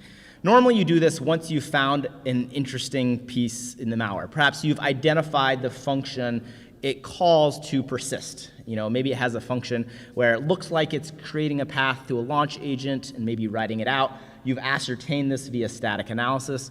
You would put a breakpoint on that function, and then once that is hit, you would single step instruction by instruction to see exactly how the malware is going to persist. So that's normally what I do. So the two instructions for that are next or step. Next will execute the next instruction. It'll skip over function calls, which is often what you want, right? That API you're debugging might call into a bunch of other Apple APIs like malloc or something, and you don't really want to step into Apple's code. Like once it's making a system call, you generally want to step over that. So then you use step. That will step instruction by that will skip over function calls. Step, on the other hand, will step into function calls.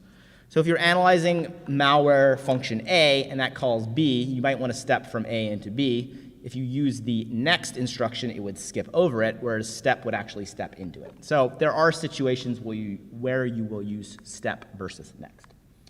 Finish is interesting. It executes the rest of a function. So maybe you've stepped into the persistence function that the malware implements to persist itself. Halfway through, you're like, cool, I got this, I'm done. You can just hit finish, and it'll execute all the instructions, but then automatically stop when the function returns. Another way this is useful is if, say, you're analyzing a string decryption function. You see it passes in an encrypted string, and maybe you don't really care about the details of the string decryption. You just want it to run till it gets to the end of the decryption function so that you can look at the decrypted value, but then you want it to stop. You don't want to keep running. You use the finish command. And then at any time, you can hit Command-C, and that will pause the malware wherever it's wherever it's executing. So again, this is the general idea. You're at instruction number 1. We hit N. That's just going to tell the CPU, OK, execute one more instruction and then halt. So this is a very tactical way to allow the malware to execute each instruction at a time.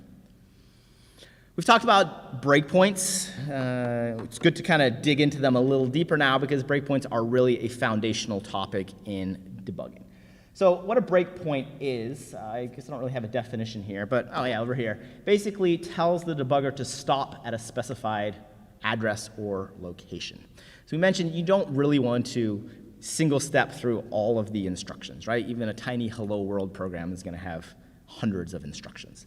And so a complex malware is going to have tens of thousands of instructions. You just, really it's overkill and it's going to eat up all your time.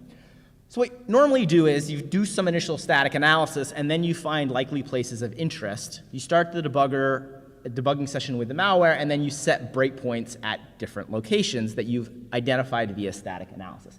And breakpoints can be set in various ways. You can use B and then the memory address, which allows you to set a breakpoint anywhere in the malware. If you're setting it on an Objective-C method or class name, you can do it again with the B command, which is the breakpoint command, and specify the class or method name. BRL will then list your breakpoints, and then BR delete will allow you to delete breakpoints. You can also do BR disable to disable breakpoints, basically manage the breakpoints when you set them. So here's an example. You can see we have determined that a malware's main function is at 4BD9, right? So in the disassembler, we see that. Cool. So what we want to do is we want to let the malware run, but we want to stop at its main entry point and start the debugging there, because a lot of times in main, it's going to do interesting things, some initializations, et cetera, et cetera. So in the debugger, we set this breakpoint, and then we say continue, we allow it to run, and it's going to execute until it hits that state. And then it says process stopped, and it prints out the address, which matches main, which matches the address we told it to break. And at this point, then we can start single stepping or view the registers, et cetera, et cetera. Now, once you hit a breakpoint, you normally want to examine the state of the malware. Oftentimes, you set a breakpoint maybe on that persistence function, and maybe that persistence function takes a path of the launch agent as an argument. So when your breakpoint is hit, you want to start printing registers, printing memory values, looking at the current state of the environment. So there's a variety of ways you can do that. The register read command prints out all the registers, so it allows you to quickly do that. You can also do register read RAX, and that will print out just the RAX register. PO is one of my favorites. It'll print an object, an Objective-C object. Most Mac malware is written as Objective-C, so this is a very powerful technique. Say, for example, the malware is using a dictionary that has configuration files or configuration information, key value pairs. Via the print object, the debugger in the Objective-C runtime will print out the dictionary, including its key value pairs, in a nicely formatted way. So that's really powerful. Instead of just getting a pointer that points to the dictionary, it'll follow that pointer to the dictionary and format it for you. So I use that a lot. You can also print out C-style strings with x/s. This is similar to GDB. This is worth noting that pretty much all of GDB's syntax was ported to LLDB. So if you're familiar with GDB, LLDB should be a breeze for you as well. And then you can also use the x/x or some other type of formatter to print out different types of bytes. So here's a great example of us having a breakpoint and then using these different print methods to have the malware or the environment disclose information. So imagine we set a breakpoint on the obj message send function. We talked about this earlier. It's the function that Objective-C calls get routed through. We can read about this to learn about its arguments, which include the fact that the first argument is the object that is being invoked. So since it's an object, we can use the PO command in the debugger, which will print out the object, which we can see is a coinstash XMR stack object. I mean, we don't know exactly what that is, but it looks crypto-miney, right? According to Apple documentation for this function, the second argument is a C string, a name of the function or method that's being invoked. So we can use x/xs to print that out. The second argument on Intel binaries is always going to be in the RSI register. So we do x/s RSI, and we can see this is the name of the method. So it's calling the start mining with port password core count method. Awesome. We're probably interested in the arguments, maybe the port and the password. So what we can do then is we can print those out. We use the PO argument. We don't know if they're objects or not, but there's really no downside to trying the PO command first. So that's normally what I do. Because when you're dealing with Objective-C code, more often than not, everything is an object. So give it a shot. So we do PO RDX. Recall RDX is going to be the first argument of the method call, the second argument overall. And we can see it's 777. So this is the port that they're mining to. And then finally, we want to print out the password.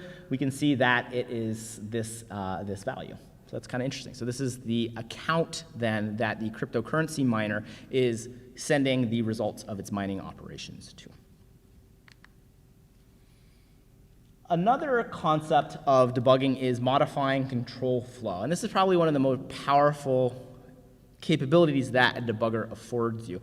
So while you're analyzing any binary, malware, for example, in a debugger, at any point you can stop the malware and change the value of the instruction pointer to point to anywhere. You have to be careful because if you start executing at a random address or in the middle of some instruction, it's probably eventually going to crash because it's expecting certain arguments and stack layout. But if you do it very carefully, you can do things like skip certain pieces of code that perhaps you don't want the malware to analyze, or rather to execute. Specifically when we're coming to anti-analysis logic. We've talked about this a lot. Here's a great example. We run this malicious installer called installer.app. We want to run it in the debugger because we want to be able to single step, pull out encrypted values, understand exactly what it's doing. But if we do that, it turns out that it simply exits with this value of 2D45. Once you've analyzed enough Mac malware, when you see this value, you know it's exiting with this value because ptrace was called with pt-deny attached. That's what that 45 error code means. So we now basically know that the malware is implementing some anti-analysis logic. Even if we didn't know it was anti-debugging logic per se, the fact that the application, the malicious application, just exited without writing out any files, spawning any processes, connecting to a command and control server, is a really good indication that it has detected that it's being analyzed and basically saying, yeah, no, I'm just going to bail because I don't want you to analyze me. I mean, that makes sense from the malware's point of view, right? So what we then normally do is we pop into a disassembler and look for the anti-analysis logic. We'll talk more about how to do that later. But once we've detected it, we can set a breakpoint on, for example, the problematic call to the ptrace with the pt-deny attach, which we do right here. Can set a breakpoint, and then when this is hit, this calls into the anti-debugging logic that will exit. We don't want to exit, we want to keep debugging. So what we can say is we can use the regwrite command and we can actually change the value of the instruction pointer to the very next instruction. So immediately following this call, the malware continues doing its logic. This call again will exit if it finds a debugger. We don't want that to exit, so via the debugger we just skip over that problematic call by changing the value of the instruction pointer. We can do that. The debugger can control all aspects of the environment. So again, regwrite RIP. RIP again is the instruction pointer. It holds the address of the next instruction to execute. Give it any address you want. In this case, it's the very next instruction, that add queue instruction. I don't know what that does, but the idea is we just don't want it to make that problematic call. And then we can hit continue, C or R to run, and have it just continue executing. And then the malware will execute none the wiser. We've basically skipped over, knocked out, avoided the problematic anti-analysis call. So I do this a lot when analyzing malware, especially when you encounter malicious code. The other time I use reg-write is to execute pieces of code in the malware that might not be normally executed, but that I still want to analyze. A great example is if you're analyzing a piece of malicious code that perhaps connects out to a command and control server for tasking, and then based on the commands that it receives from the command and control server, will execute different parts of the malware. Well, if the command and control server is offline, how do you get the malware to execute, for example, command number 6? You might want to know what command number 6 does, but again, it's only going to execute that if it gets a 6 from the command and control server.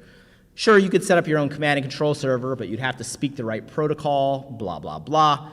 Way easier to simply find the address of the code that handles command number 6, change the instruction pointer to that address, and then say continue executing. As I mentioned, you have to be a little careful if that function expects certain arguments. You have to figure out a way to set those arguments up.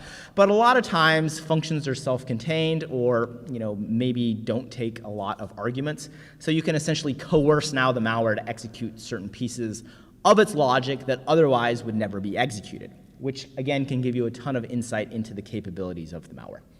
The talk I'm giving on Friday about analyzing some nation-state malware, I use this technique a bunch. Yes, question?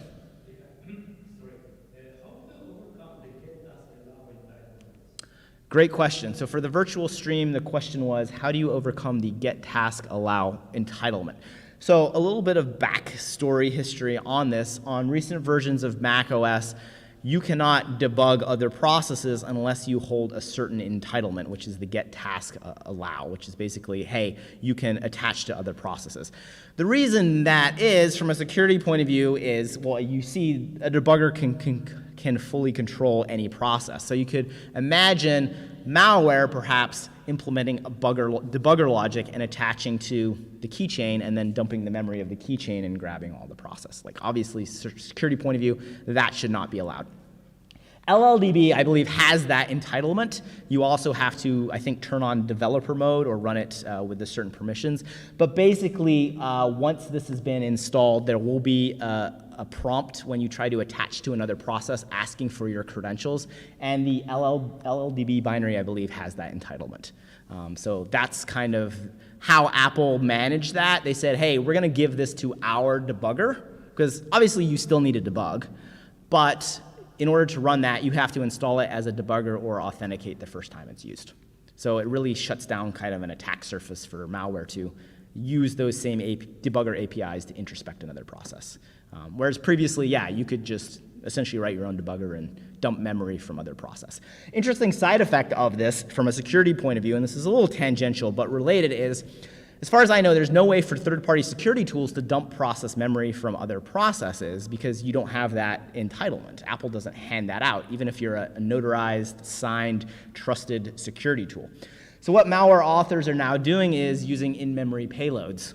So they download something from a server and it doesn't touch the file system and they just execute it directly from memory. The only way to capture that, if you're an analyst, is to attach a debugger to that and then equally dump the memory from that process. But a security tool can't do that programmatically. So the malware adversaries know that because the security tools don't possess the entitlement, they can't read other processes' memory. So as long as they execute their payloads only in memory, the security tool is never going to see them. So again, one of the downsides sometimes to increase security at the operating system level really undermines security tools. And the attackers know that, and then that's why they're using in-memory execution. So that is an overview of the debugger. We now have a debugging lab where you're going to apply some of these concepts with a piece of malware. So definitely do this in a VM. If you don't have LLDB installed, I think you can just type LLDB and hit enter, and it'll download and install that for you. We'll go through this lab too. I try to make it hopefully somewhat straightforward, step by step, so you can kind of at least walk through some of it. Again, debugging is a pretty advanced topic, so if don't understand all of it right away, that's fine. I'm still learning new things about LLDB each day. But it is probably the most advanced capability we have for analyzing malware. So definitely good to at least get a feel of what it can do so you can kind of lean into it and practice more maybe after the class to become really proficient in it. So let's tackle that. I'll give you, 20 minutes, 25 minutes or so, and then we'll go through that all together. Are there any questions before we dive in on that? Awesome. Yes?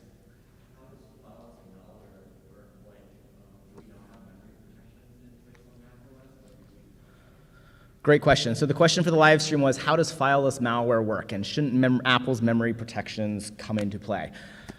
The way fileless malware works, and then I'll answer the second part of it, is it basically has a small binary that does exist on disk. There's got to be some piece that connects out to the command and control server and gets tasking. This is usually a very simple, lightweight loader that they persist. It basically just starts, connects out to the server, and then downloads the payload. What they normally do is they'll download another macOS binary or dynamic library, and then there's actually Apple APIs that can execute an in-memory bundle. It's kind of neat. On Windows, you actually have to write your own PE loader, but Apple actually supports the in-memory execution of binaries. In terms of memory protections, unless I'm wrong, on recent versions of macOS, you can allocate a region of memory that's writable and executable still in your own process. And so you can download code and then execute that. I'm not sure if that still works on the M1 systems, but until last year at least, the Intel-based ones, you could do that. And again, there was supported APIs that allow you to execute code from memory, which was really nice of Apple to provide. So again, the idea is this light loader stub, if that's captured, the malware authors don't care. There's nothing special there.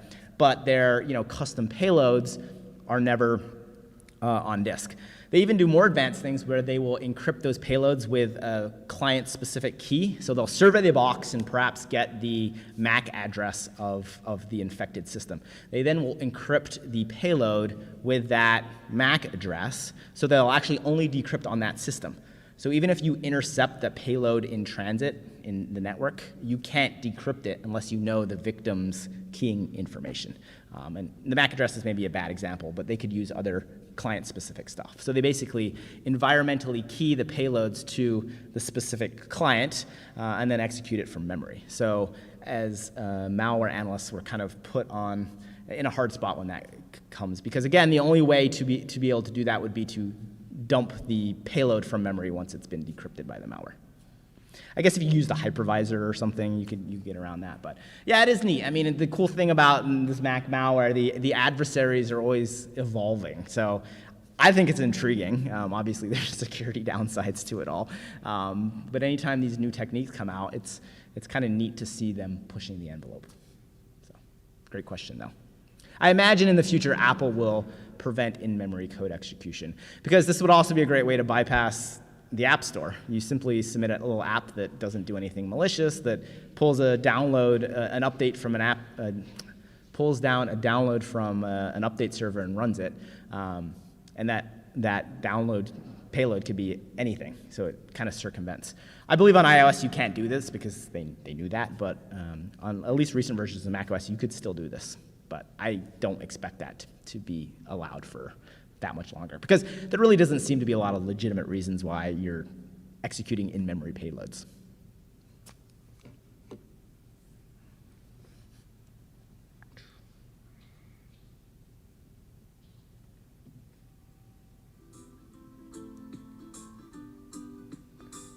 Well, this engine screams out loud, said we gonna crawl westbound.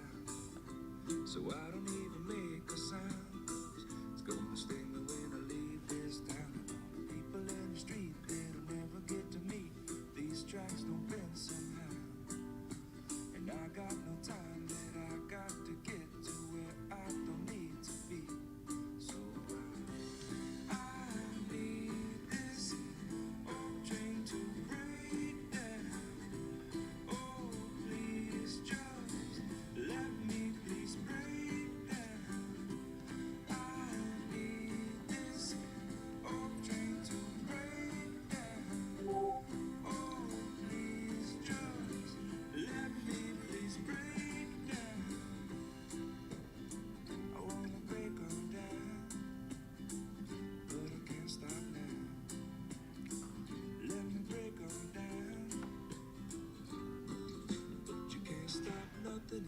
got no control of the thoughts in your mind that you kept in your note. You don't know nothing, but you don't need to know. The wisdom's in the trees, not the glass windows. You can't stop wishing if you don't let go. The things that you find and you lose and you know. You keep on rolling, put the moment on hold. The frame's too bright, so put the blinds down low. I need this old train to break down. Oh, please just let me please break down. I need this old train to break down. Oh, please just let me please break down.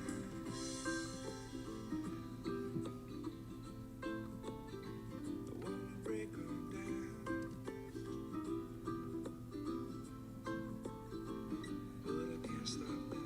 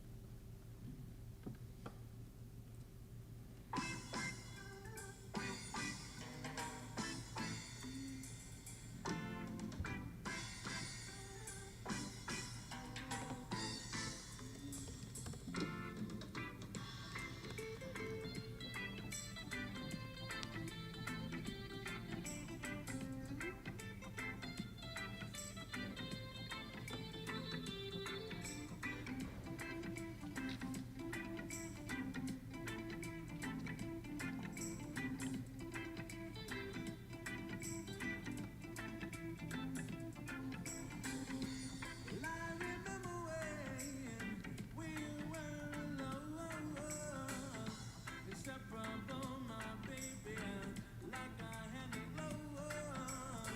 But things been changing, you're no longer there, and all you have to know, girl, is that I will take care. So I put a little loving in your heart, in your heart. 'Cause that's where love will have to start, will have to start. Put a little faith in your mind, in your mind. 'Cause every little thing will be just fine. Oh, yeah. Actually, hold on. I got my mask. I write a name in the sand, but things been changing. You're no longer there, and all you have to know, girl, is that I will take care. So I put a little loving in your heart, in your heart. 'Cause that's where love will have to start, will have to start.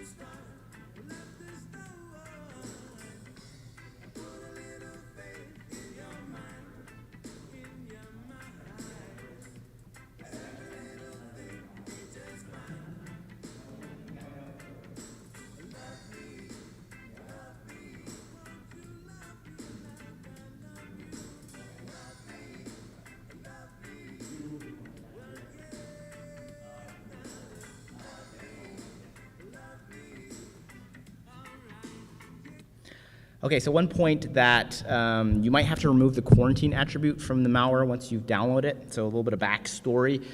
When a binary is launched on macOS, the operating system checks if it's from the internet, and if it's not signed, it blocks it by default. It doesn't care if it's malware or not. So if when you go to debug this, LLDB is throwing some error, you should remove the quarantine attribute, which will then clear it and allow it to run. So you do that via the xattr command.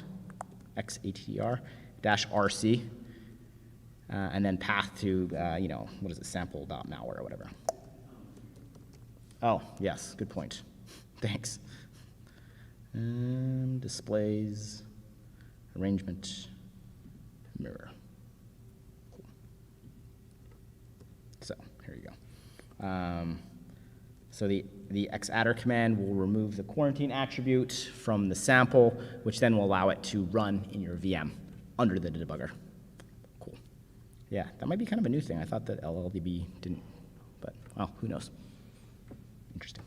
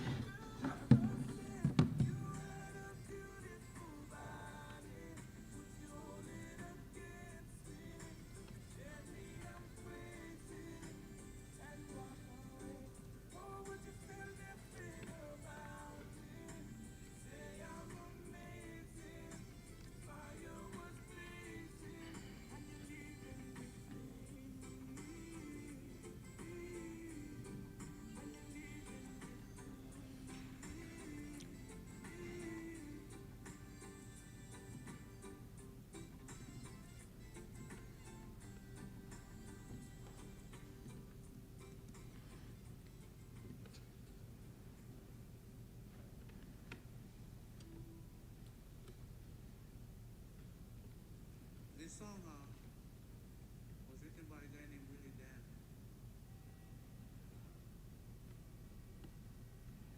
I don't know who the heck, but it was a very nice song.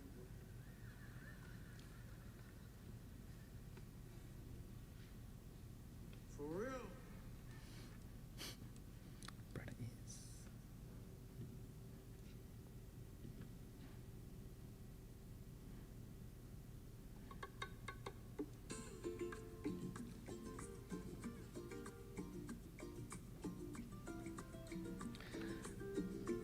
Kind of like that we're listening to Hawaii jams while analyzing malware. Isn't that the dream?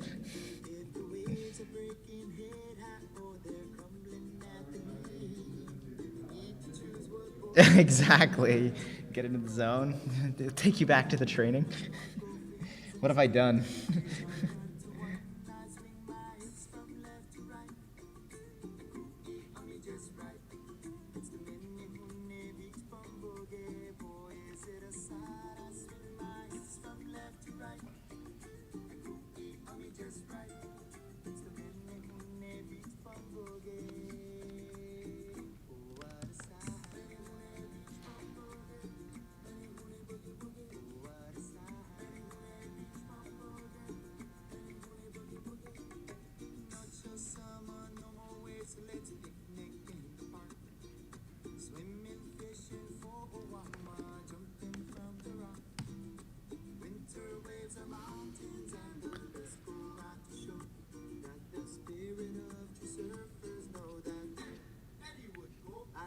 Eddie would go.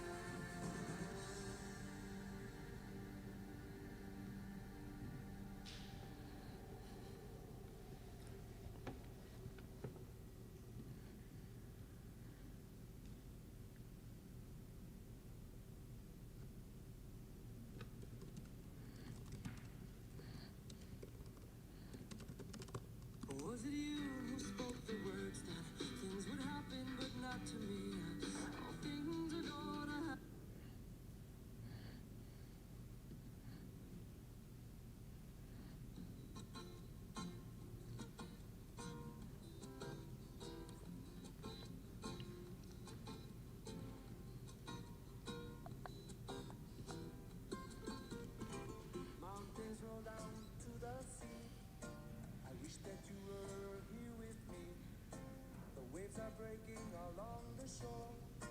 It's not the same without you no more. Whoa, whoa, whoa, whoa. Mountains roll down to the sea. I wish that you were here with me. The waves are breaking along the shore. It's not the same without you no more. Oh.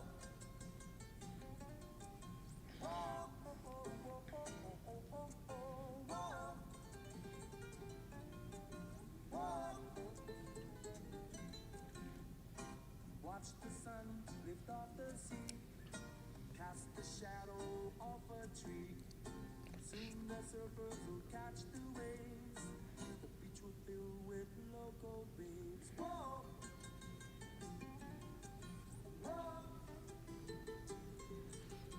Whoa! Whoa! Watch the sun lift off the sea, cast the shadow off a tree. Soon the surfers will catch the waves. The beach will fill with local babes. Whoa. Whoa.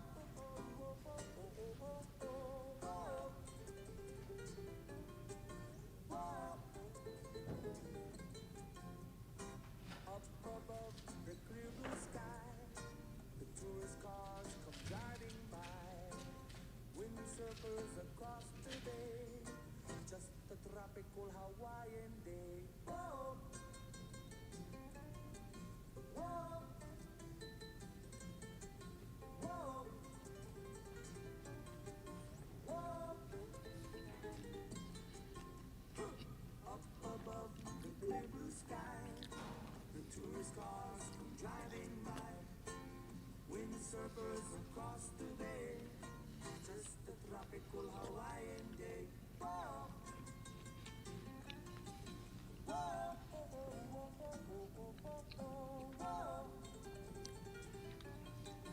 Whoa. Just a tropical Hawaiian day. Whoa.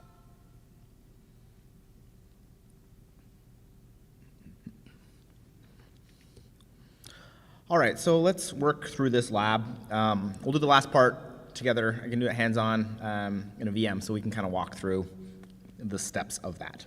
So let me mirror the displays again.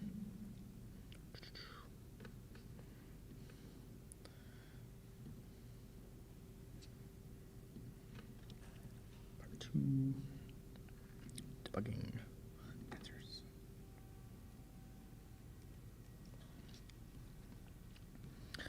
So the first question was about the benefits of debugging. Really, the benefits should hopefully fairly self-apparent. It's just really the power you can, that the debugger affords us. So we really can instrument a sample down to the instruction, see exactly what it's doing. I mentioned probably the most powerful tool we can use as malware analysts. The downsides are, it's rather complex and time-consuming. I would say once I'm analyzing perhaps a new piece of malware, I spend the majority of time with the debugger. That's where most of the answers lie, but you really want to also make sure you don't go too far down the rabbit hole and try to understand every piece of the malware. To debug samples, binaries, malware on macOS, we use LLDB, which is Apple's de facto debugger. I think it's actually a separate project from Apple, but Apple mentions it in their documentation, and you can install it via macOS as well.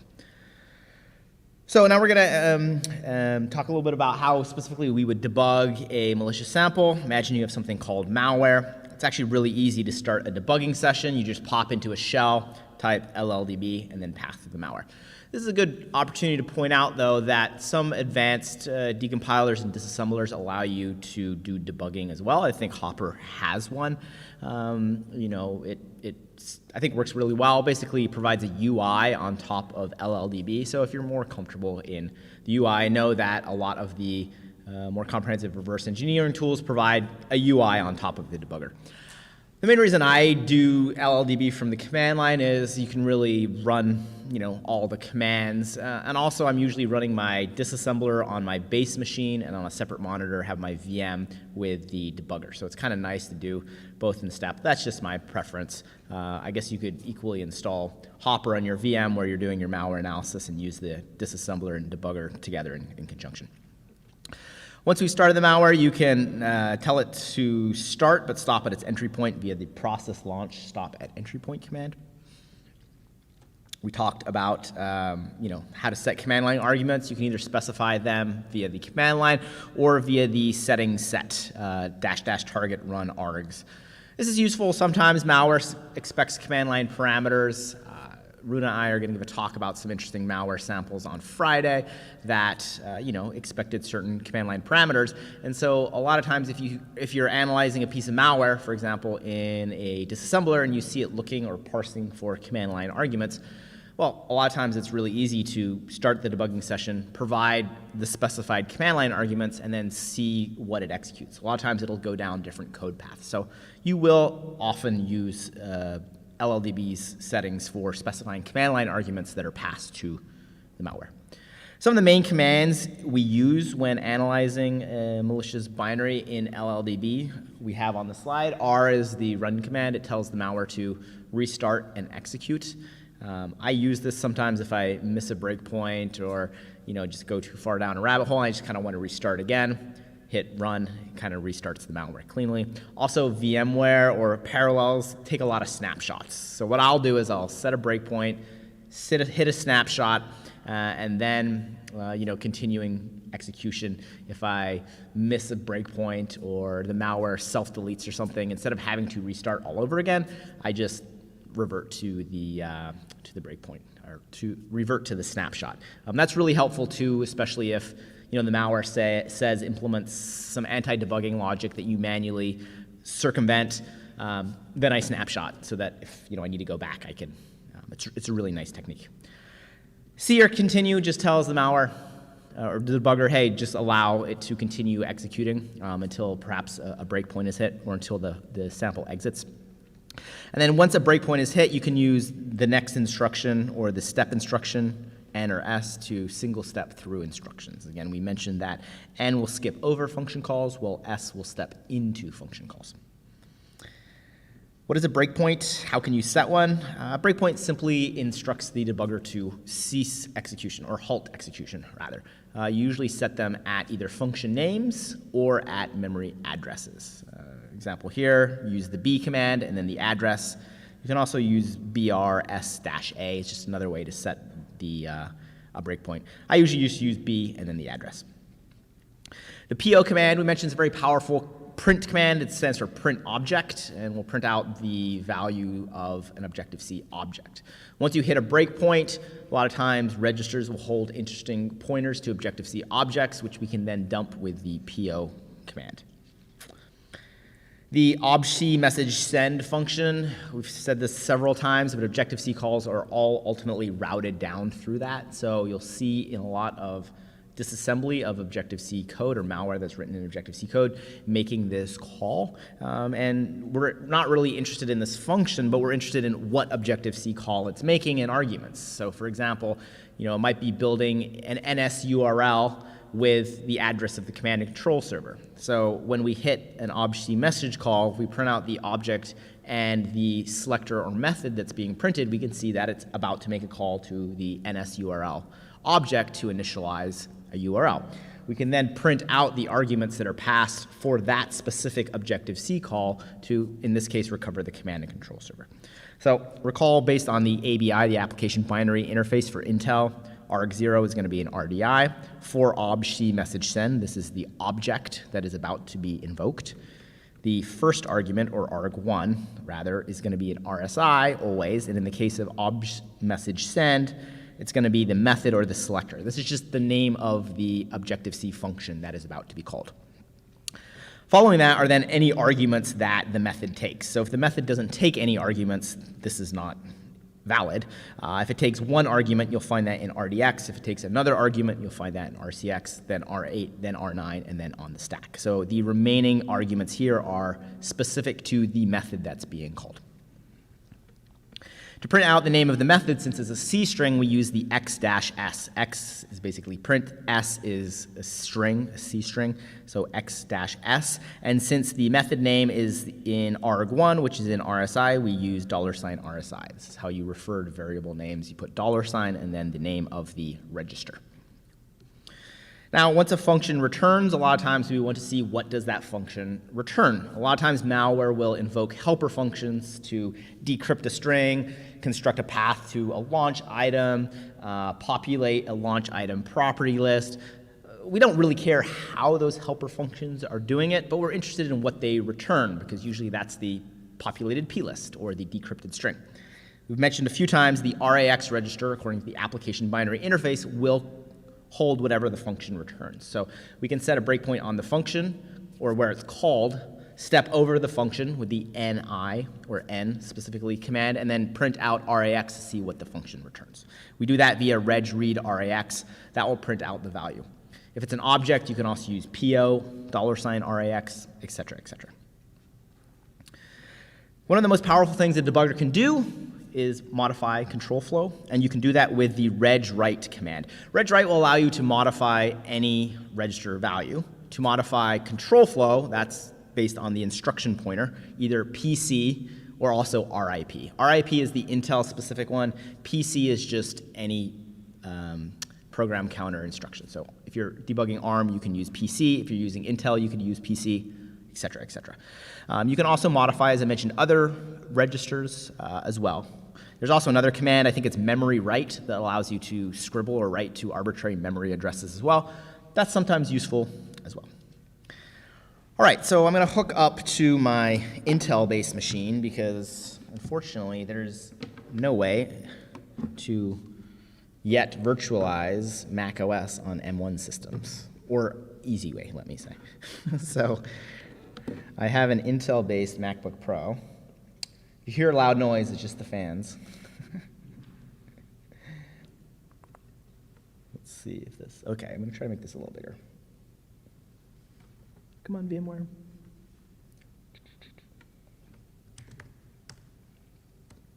Okay, so I have the malware on, or the sample on the file system. So again, we're making sure this virtual machine is isolated, which basically means make sure sharing is disabled.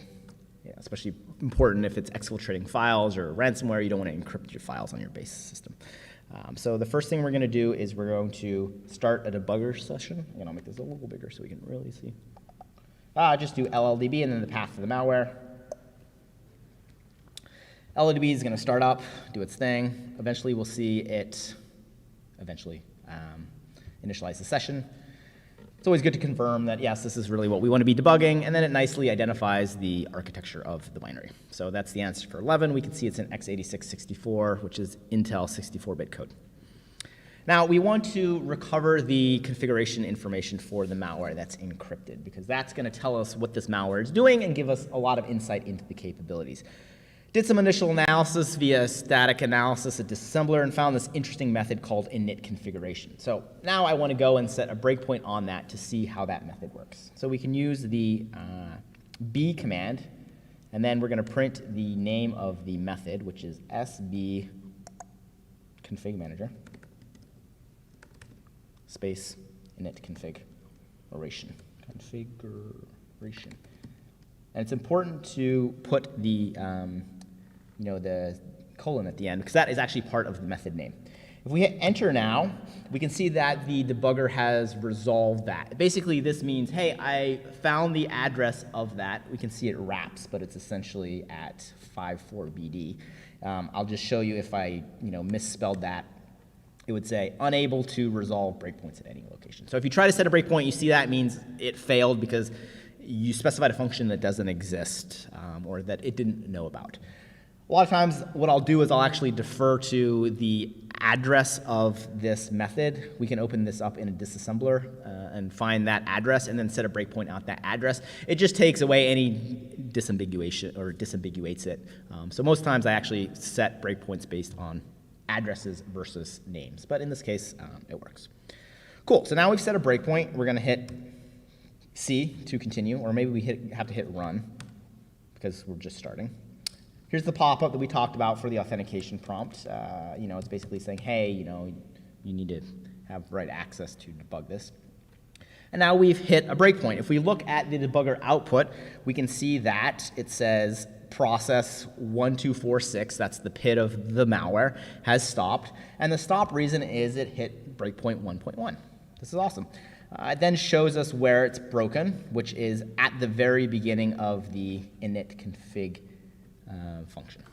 So now what we're going to do is we're going to start stepping through this until we see it create a dictionary. This dictionary is ultimately going to be populated with the value of the decrypted configuration information that we want to get to. So we're going to use the n or ni command to single step through, and you can see it's going to execute one instruction at a time. So it started here at the push RBP. This is just going to push the stack pointer. We don't really care about that per se. And then it executes that instruction and halts at the next instruction. And at each point, we could read the registers. So we could do reg read, see all the registers, blah, blah, blah, blah. But we're just going to keep single stepping for now. And so according to the instructions, we want to get to the instruction at 550B. We could do this manually, or we could set a breakpoint. Okay, we're about to do that.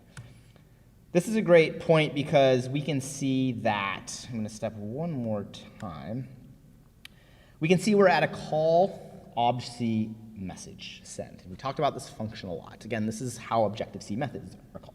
So what we can do is we can start printing out the information, the parameters that are passed to this to confirm that it's about to create a dictionary. So first thing we do is we're going to print out RDI, which is arg0. And it's going to say it's an NS mutable dictionary. So again, this is the object it's going to call the method on. What's the method? It's going to be in the second argument, which is in RSI, according to the application binary interface. And we know it's a string because of the documentation for obj message sent. So we do x.s. So now we know it's going to call NS mutable's dictionary method, which is how you initialize a blank dictionary on via Objective-C. Now, this method doesn't take any parameters, so we're done at this point for this function call. What we're going to do, though, is we're going to step over this call. And if we then print out the value of RAX, we should see a blank dictionary. Hooray, we did. Again, this works because the NS dictionary method returns a newly initialized dictionary, which is going to be in the RAX register because all functions return their values in the RAX register. I'm going to do a reg read to show you what it would normally look like if we didn't use PO. This is the address of the dictionary, but this doesn't really tell us anything. That's why the PO command is nice. It's like, oh, I'm smart enough to detect that what this pointer is a dictionary, and I will print out all the key value pairs. Well, we just initialized an empty dictionary, so it prints out an empty dictionary. But we want to keep this address because, as we'll see, this is where the malware populates the values. And we figured that out by looking at the disassembly of the malware. Okay, so now what do we do? Addresses vary, blah, blah, blah, blah. Okay, so now we're going to set another breakpoint on where it actually sets the decrypted configuration information. So we're going to use the B command to set a breakpoint. Again, it's the, I think it's minus plus. We'll give this a shot. SB config manager set defaults, I think is the name of the methods. To set defaults? Yeah, we'll see if this works. Okay, maybe not. I think it's a plus. Sorry, what was it? Oh, yes, wow. Long day. See, my brain goes to mush too. Okay, I think it's a plus in front. Yes, so the reason it's a plus is, does it have a colon? Oh, wow. Who's ready for Mai Tais? Oh my goodness. Yeah, we're spelling this wrong. Hooray! Seventh time the charm, eighth time the charm. All right, so the plus just means it's a class method. A minus means it's an instance method. You can again see this via the disassembler. Important to specify the correct name of the method, otherwise the debugger won't be happy. Okay, so now we've now we've set a breakpoint on this setup default. So we're going to hit continue to allow it to run, and it stops. We can see it stops at breakpoint 8 because we screwed up 7 times. It doesn't matter that you screwed up. No, it just, I don't know, when it says doesn't resolve the breakpoint, I don't know what it does. I mean, it increments the breakpoint counter. That's a good question. We will actually, if we do BR list, I think is or BRL,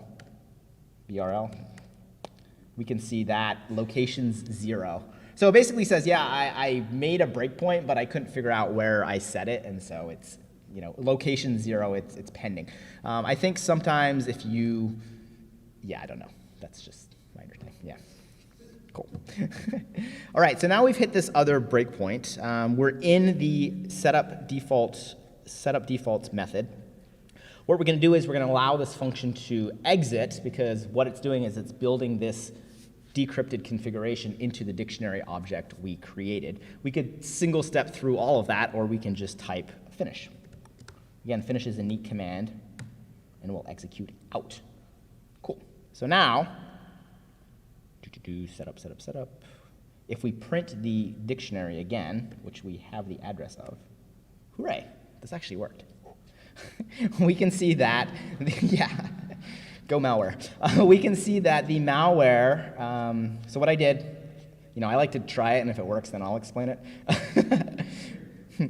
This was the address of the dictionary object that was returned, right? So this was the blank dictionary. Once the setup defaults function returns, this dictionary is now fully populated with the decrypted configuration.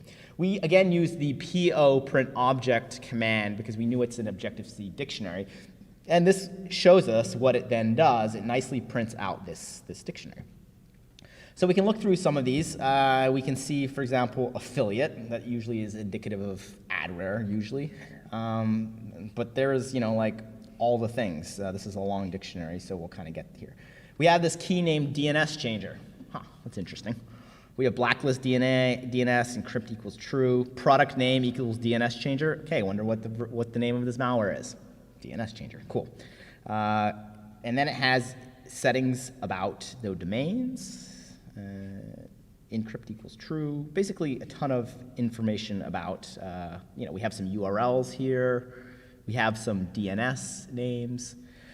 So from this, we get a pretty good understanding that we have a DNS changer malware that what it's going to do is going to subvert your DNS to instead use their evil DNS so that they can route DNS queries and inject ads, sniff your traffic, et cetera, et cetera. We should confirm this, but if we run this malware, we can actually see it doing that. Actually, maybe let's try that. Okay, so if we just hit C, it'll run. We can see it running network setup, awk, those kind of things. This would be a good example of running a process monitor.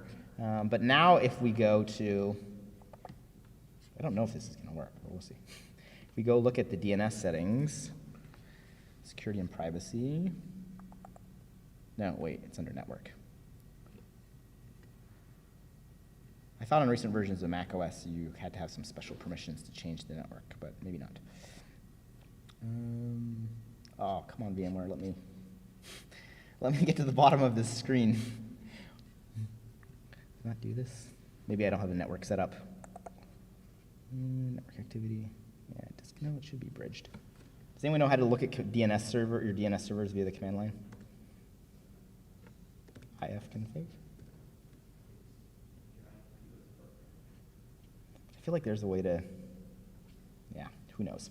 Well, you'll have to trust me on this, but the malware will hijack an infected system's DNS settings and modify it to these two DNS, one of the two DNS entries we saw in this config file, so that the victim's DNS traffic all goes through the attacker's controlled servers.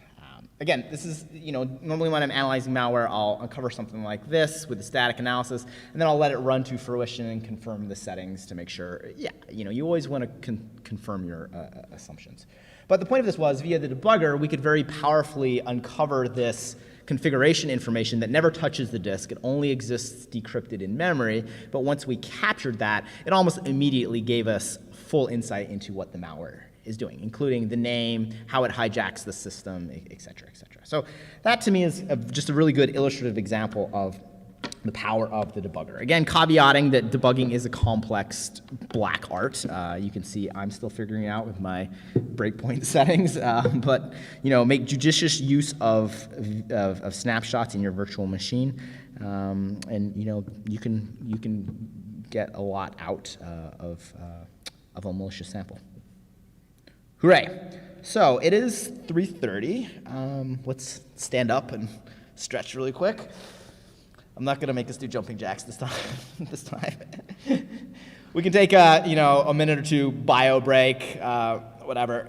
We'll then come back and we'll tackle the last topic we were going to cover, which is anti-analysis techniques.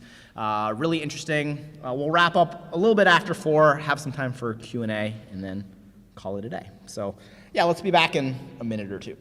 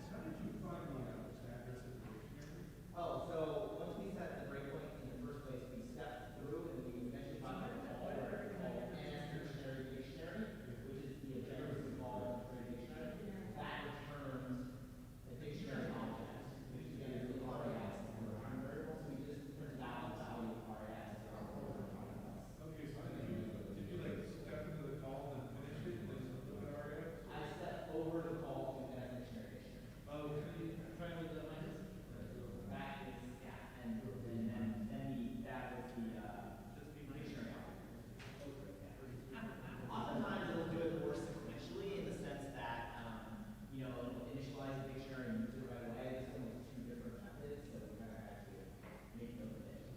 As a malware author, it's a great thing to have some facial Well, the more you think about it, malware is just software. So you see great software engineering where, things are refactored or, encapsulated. They're like, all right, this is yeah, I'm like, this malware is better written than my software. Yes.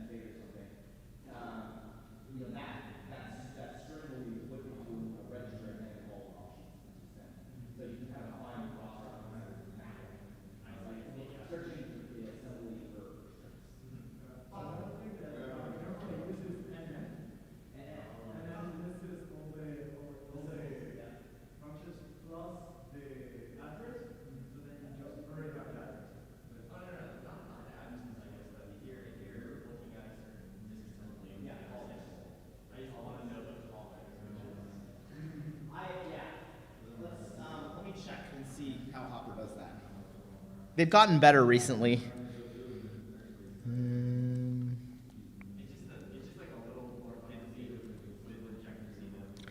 Oh, you're so right. It really is. Okay.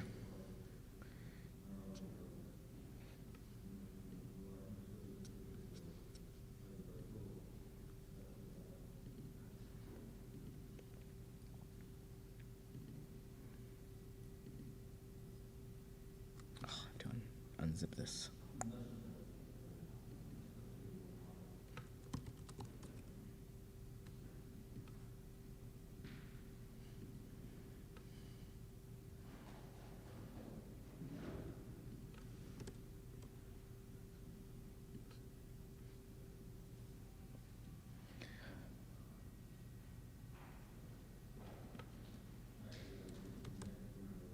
Set up defaults.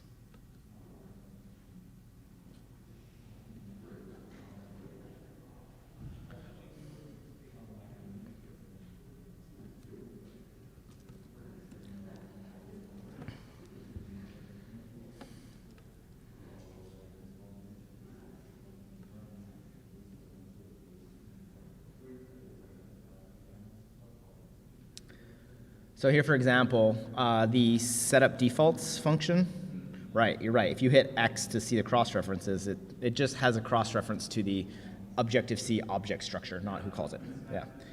So if you do Command F and just put in the name, it will find the string in the structure, but then it finds the call right here. So if we look at this call RBX, this is going to be calling obj message send.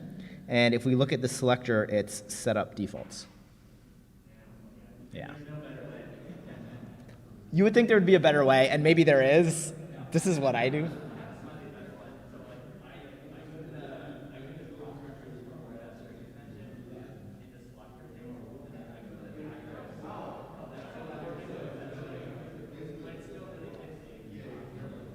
Yeah, so in that case, we could, like you were saying, do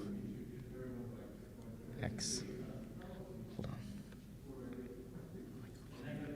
String, yes, exactly, which is this one, maybe? Yes. And then there's the cross-reference. Yeah, you think you could write a Hopper script. That's actually not a bad idea. Probably.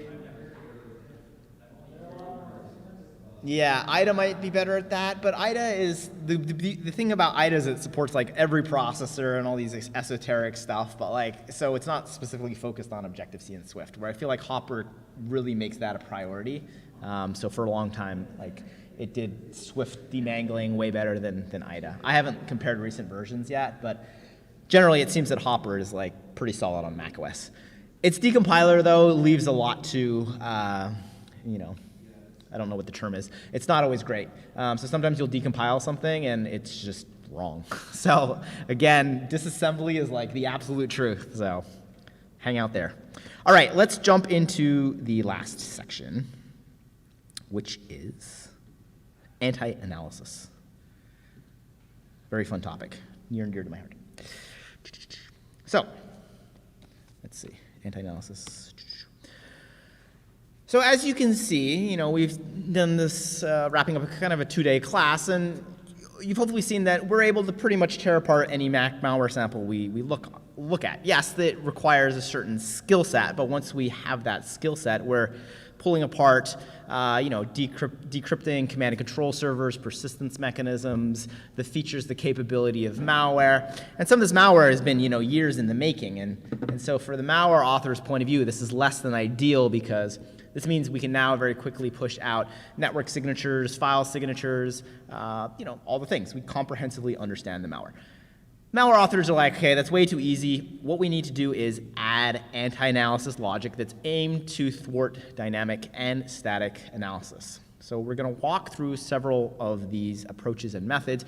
Generally, you can classify them into static analysis, anti-analysis mechanisms, and then dynamic anti-analysis mechanisms. We'll caveat some of these are also probably aimed at making it more difficult for antivirus to detect or for them to create signatures. But it's really mostly aimed at complicating analysis, which is step one to create an antivirus signature. So as I mentioned, there's two categories. Static analysis aims to complicate, well, static analysis. And as we'll see, it includes things like obfuscated strings, encrypted strings, packed code. It's really easy to analyze a Mac malware specimen. Say you want to recover the command and control server if that's in the clear. You just run strings and you're done.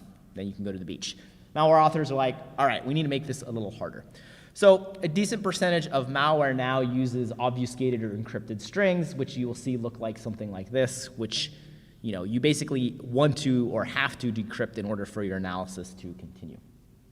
Dynamic analysis, we talked about the anti-debugger checks. Hopefully the last lab showed you how powerful a debugger is.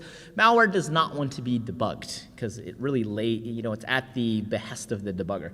So a lot of malware implement anti-debugger logic that seeks to detect if it's being executed in a debugger session, and if so, exit. This is really smart from the malware's point of view because on a normal user system, as it's going around infecting users around the world, it's not going to encounter a debugger unless it's one of us analyzing that. So it really makes sense to be like, yay, if I am in a debugger, like self-delete and bail.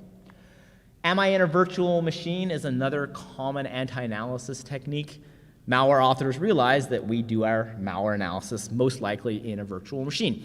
We can leverage snapshots then. We don't have to buy a separate machine. It's easier to transfer. Doing malware analysis in a virtual machine is definitely the most convenient way. So what malware authors will often do is detect if they're running or attempt to detect if they're running in a virtual machine. And if so, say, hey, this isn't a normal user that I'm infected. 99 out of 100 times this is going to be a malware analyst. So again, I'm just going to self-delete and bounce. So what we must do is we must identify and then bypass these anti-analysis mechanisms before we can continue our analysis. If we try to debug a malware sample in a debugger and it just exits, like that sucks for us, right? We want to be able to dump its decrypted configuration information or, run it in a virtual machine and have it try to connect out to its command and control server so we can recover that with a network monitor. So step one is really to identify any anti-analysis mechanisms and then bypass them so that our analysis can continue. So the most common static anti-analysis mechanism you'll encounter are just encrypted or obfuscated strings. We showed how valuable extracting embedded strings are. So malware authors are like, yeah, we get that, so we're going to make it a little harder. So for example, Windtail, you can see the majority of the strings are base64 encoded, and they're actually encrypted under that as well. Double Fantasy, another Mac implant, has majority of its strings encrypted. The question is, how do you determine if malware has encrypted strings? I usually just run strings, and then it's usually pretty obvious. I mean, normal binary is just going to have all its strings hanging out, I guess would be the term. Whereas, if you see a malicious sample or a binary, with stuff like this or stuff like this, it's kind of pretty obvious where that those strings are then encrypted. One really simple encryption routine or obfuscation routine is basically to inline the strings in their hexadecimal values and kind of build them or concatenate them together on the fly. This is a very simple approach, but it can confuse, for example, the disassembler. So here we have some disassembly, and we can see some hexadecimal values. Once you look at enough malware, you realize these are all ASCII values, 74, 73, 69, 63. They fall within the range of ASCII values. So what you can then do is you can go to Hopper, which decodes things by default as hexadecimal, and you can right-click on it and say, hey, instead of the default, which is hex, treat this as a character. And once you do that, it will then decode these values as their ASCII equivalents, which we can see is a plist being built backwards. Library, launch, agents, com.aex, blah, blah, blah. Cool. So again, it makes sense for the malware author to try to obfuscate the location of its persistence property list. And it's very easy to write. It's pretty easy to write code that then will compile to this that, if we're just skimming through the disassembly, we might miss. However, once you've kind of seen this trick a few times, you can start picking up on this. Of course, more advanced malware is going to utilize stronger encryption. So for example, Wintail, we saw, uses this method called UP, and it passes what looks like an encrypted string to that method. If you try to statically reverse engineer that, it calls a bunch of AES stuff. It's a rather complicated decryption algorithm. So we don't want to statically analyze that. Instead, we just want to put a breakpoint on UP, which we do.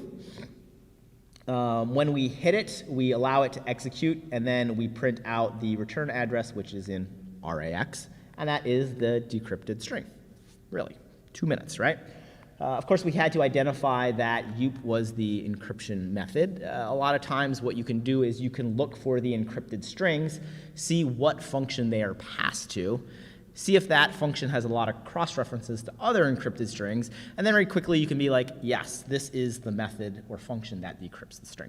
Again, malware is just software, so if you were writing some software that utilized encrypted strings, you would have to decrypt the strings before you use them. So you'd write a decryption function, and before you then use the encrypted strings, you would pass the encrypted string to the decryption function, decrypt the string, and then use the now plain text string. It's exactly what malware does. So you look for cross-references to the encrypted strings, the method call that gets called. You validate in a disassembler that that's the encryption routine, but 9 out of 10 times it will be. And then as we mentioned, in a debugger, you can just set a breakpoint on calls to that method or the method itself. I'm not sure exactly what I did here. Oh, yeah, so I put a breakpoint on 1002048. If we look at that, that is the instruction right after the call. So when the debugger hits here, I know that the call has been made and the return value from this method is going to be in RAX according to the ABI. So I printed out, and indeed it was the string that was decrypted, which turns out to be the malware's command and control server. So pretty easy to bypass string decryptions via the debugger once you've identified the string decryption routine. Oh, and this more articulates what exactly it was I was saying. How did we know UP was the decryption routine? Well, first we find any obfuscated strings, which are pretty obvious once you start digging through the disassembly or looking at the output from the strings window. We then find disassembly and disassembly that utilizes them, and then we say what function or method is it passed to. In this case, we can see it's calling R15, which is obfusc message send. But if we look back into the RSI, which is the argument for obfusc message send that has the method name, we see it's UP. We then look at UP in the disassembler and look at cross-references, and we can see it's cross-referenced hundreds of times, and each one of those 100+ times is going to be a call with another encrypted string. So fairly confidently we can say that.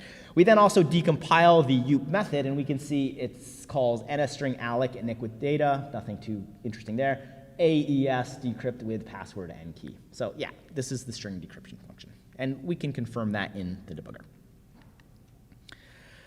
We also then run into code obfuscations which attempt to complicate static analysis. This was an interesting, actually that M1 malware we looked at earlier. You open up in a disassembler and it makes your eyes hurt. They leverage what appears to be a popular LLVM code obfuscator that just adds garbage instructions, spurious function calls, amongst all the legitimate code. So it's very difficult to statically analyze because it's a massive binary. 99% of it is just junk. If you look at these instructions here, like this just doesn't look like normal code in assembly, right? And really it's not doing anything. It's XORing a bunch of data into some random memory. It's just junk instructions that are attempting to perhaps complicate the creation of a signature for this binary or to make static analysis more difficult. Also spurious function calls. DL open, DL sim tries to resolve an address, but the result is never used. So it's basically just calling functions that don't have any side effects a myriad of times. Again, this is just to complicate our analysis. So you might run into that too. Packed code is another popular anti-analysis technique. The idea is malware authors can take their compiled binaries, run them through a packer, an obfuscator, and a packer will compress and obfuscate the code. How can you tell if something's packed? We talked about this earlier. A lot of times section names. UPX is a variety of section names that are non-standard. XHDR, that's not like a normal mock-o header name, or section name rather. So that's a dead giveaway. Also, if you look at the disassembly, and you'll get good at this, you'll start to be able to tell that, this is packed, funky code, right? It's like, there's exchange instructions, ADC, there's like increments. It just doesn't look like if you compiled normal code. So it's like packer code or packed code. It just kind of looks garbage. Luckily with UPX, you can unpack it, as we talked about with UPX-D, so this is a pretty easy approach. More advanced malware, though, will use custom encryption or custom packers that don't have a public unpacker. So the question is, what do we do? Luckily, there's a pretty easy solution, which I like to term run and dump. You basically allow the malware to run. It's going to decrypt its binary code in memory, and then you just dump the now decrypted code. The question is, okay, well, I need to allow the malware to run, but not exit, so that I can dump the decrypted code before it's kind of wiped from memory. So a lot of times I'll just set a breakpoint on an API I think the malware will call. Like if I see it via dynamic analysis, it beacons out to a command and control server, I know it's going to make some networking columns. So I set a bunch of breakpoints on a bunch of networking APIs, hope one of them gets hit. If not, I revert the VM and try some other APIs. But eventually, you find a place where the decryptor code has finished running, and now the unencrypted malware's code is going to run and do its thing, persist, connect to a command and control server. And at that point, you can then dump memory. How do you dump memory? You use the memory read command, LLDB. I think I'm missing a flag here. I think you also should do -binary, because otherwise it'll dump like a hex dump of it with like columns and offsets, where actually we just want the raw bytes. Once we do this, though, and we give it the start and end of the malware, we do -force, because this is a large memory range. This will tell the debugger to just dump the memory to disk. We can then take this binary and open it in a disassembler, and now we have unencrypted binary code. So we basically just sidestep the malware's encryption scheme without really having to understand what it is. So this works really well. The only time you can run into some problems if it uses a really sophisticated kind of like runtime unpacker, where it'll decrypt a little bit of code, execute it, re-encrypt it, and then do the next piece. But the majority of them simply decrypt the entire malware in memory, which then we can then dump and then open that in a disassembler. All right, on to dynamic anti-analysis methods. Malware, as we mentioned correctly, assumes that if it finds itself executing within a virtual machine, it's likely being analyzed. So there's a myriad of ways to detect this, and basically the end goal is if I'm in a VM, I'm going to exit to prevent analysis. So how does malware detect if it's running in a VM? There's a lot of different ways. One way is to simply look at the hardware model. So this is what Mac ransom does. It decodes this command, syscontrol hardware grep mac blah blah blah, invokes it via system, and then looks at the result. If you execute this command on a base machine right here, it will return something like MacBook Air, something with Mac in it. If you do this on a VM, and you can try this, syscontrol hardware.model, hw.model, it will give you VM something. On parallels, it's probably parallel something. So very easily, the malware can execute this command and be like, yeah, I'm in a VM, like GTFO, and bail.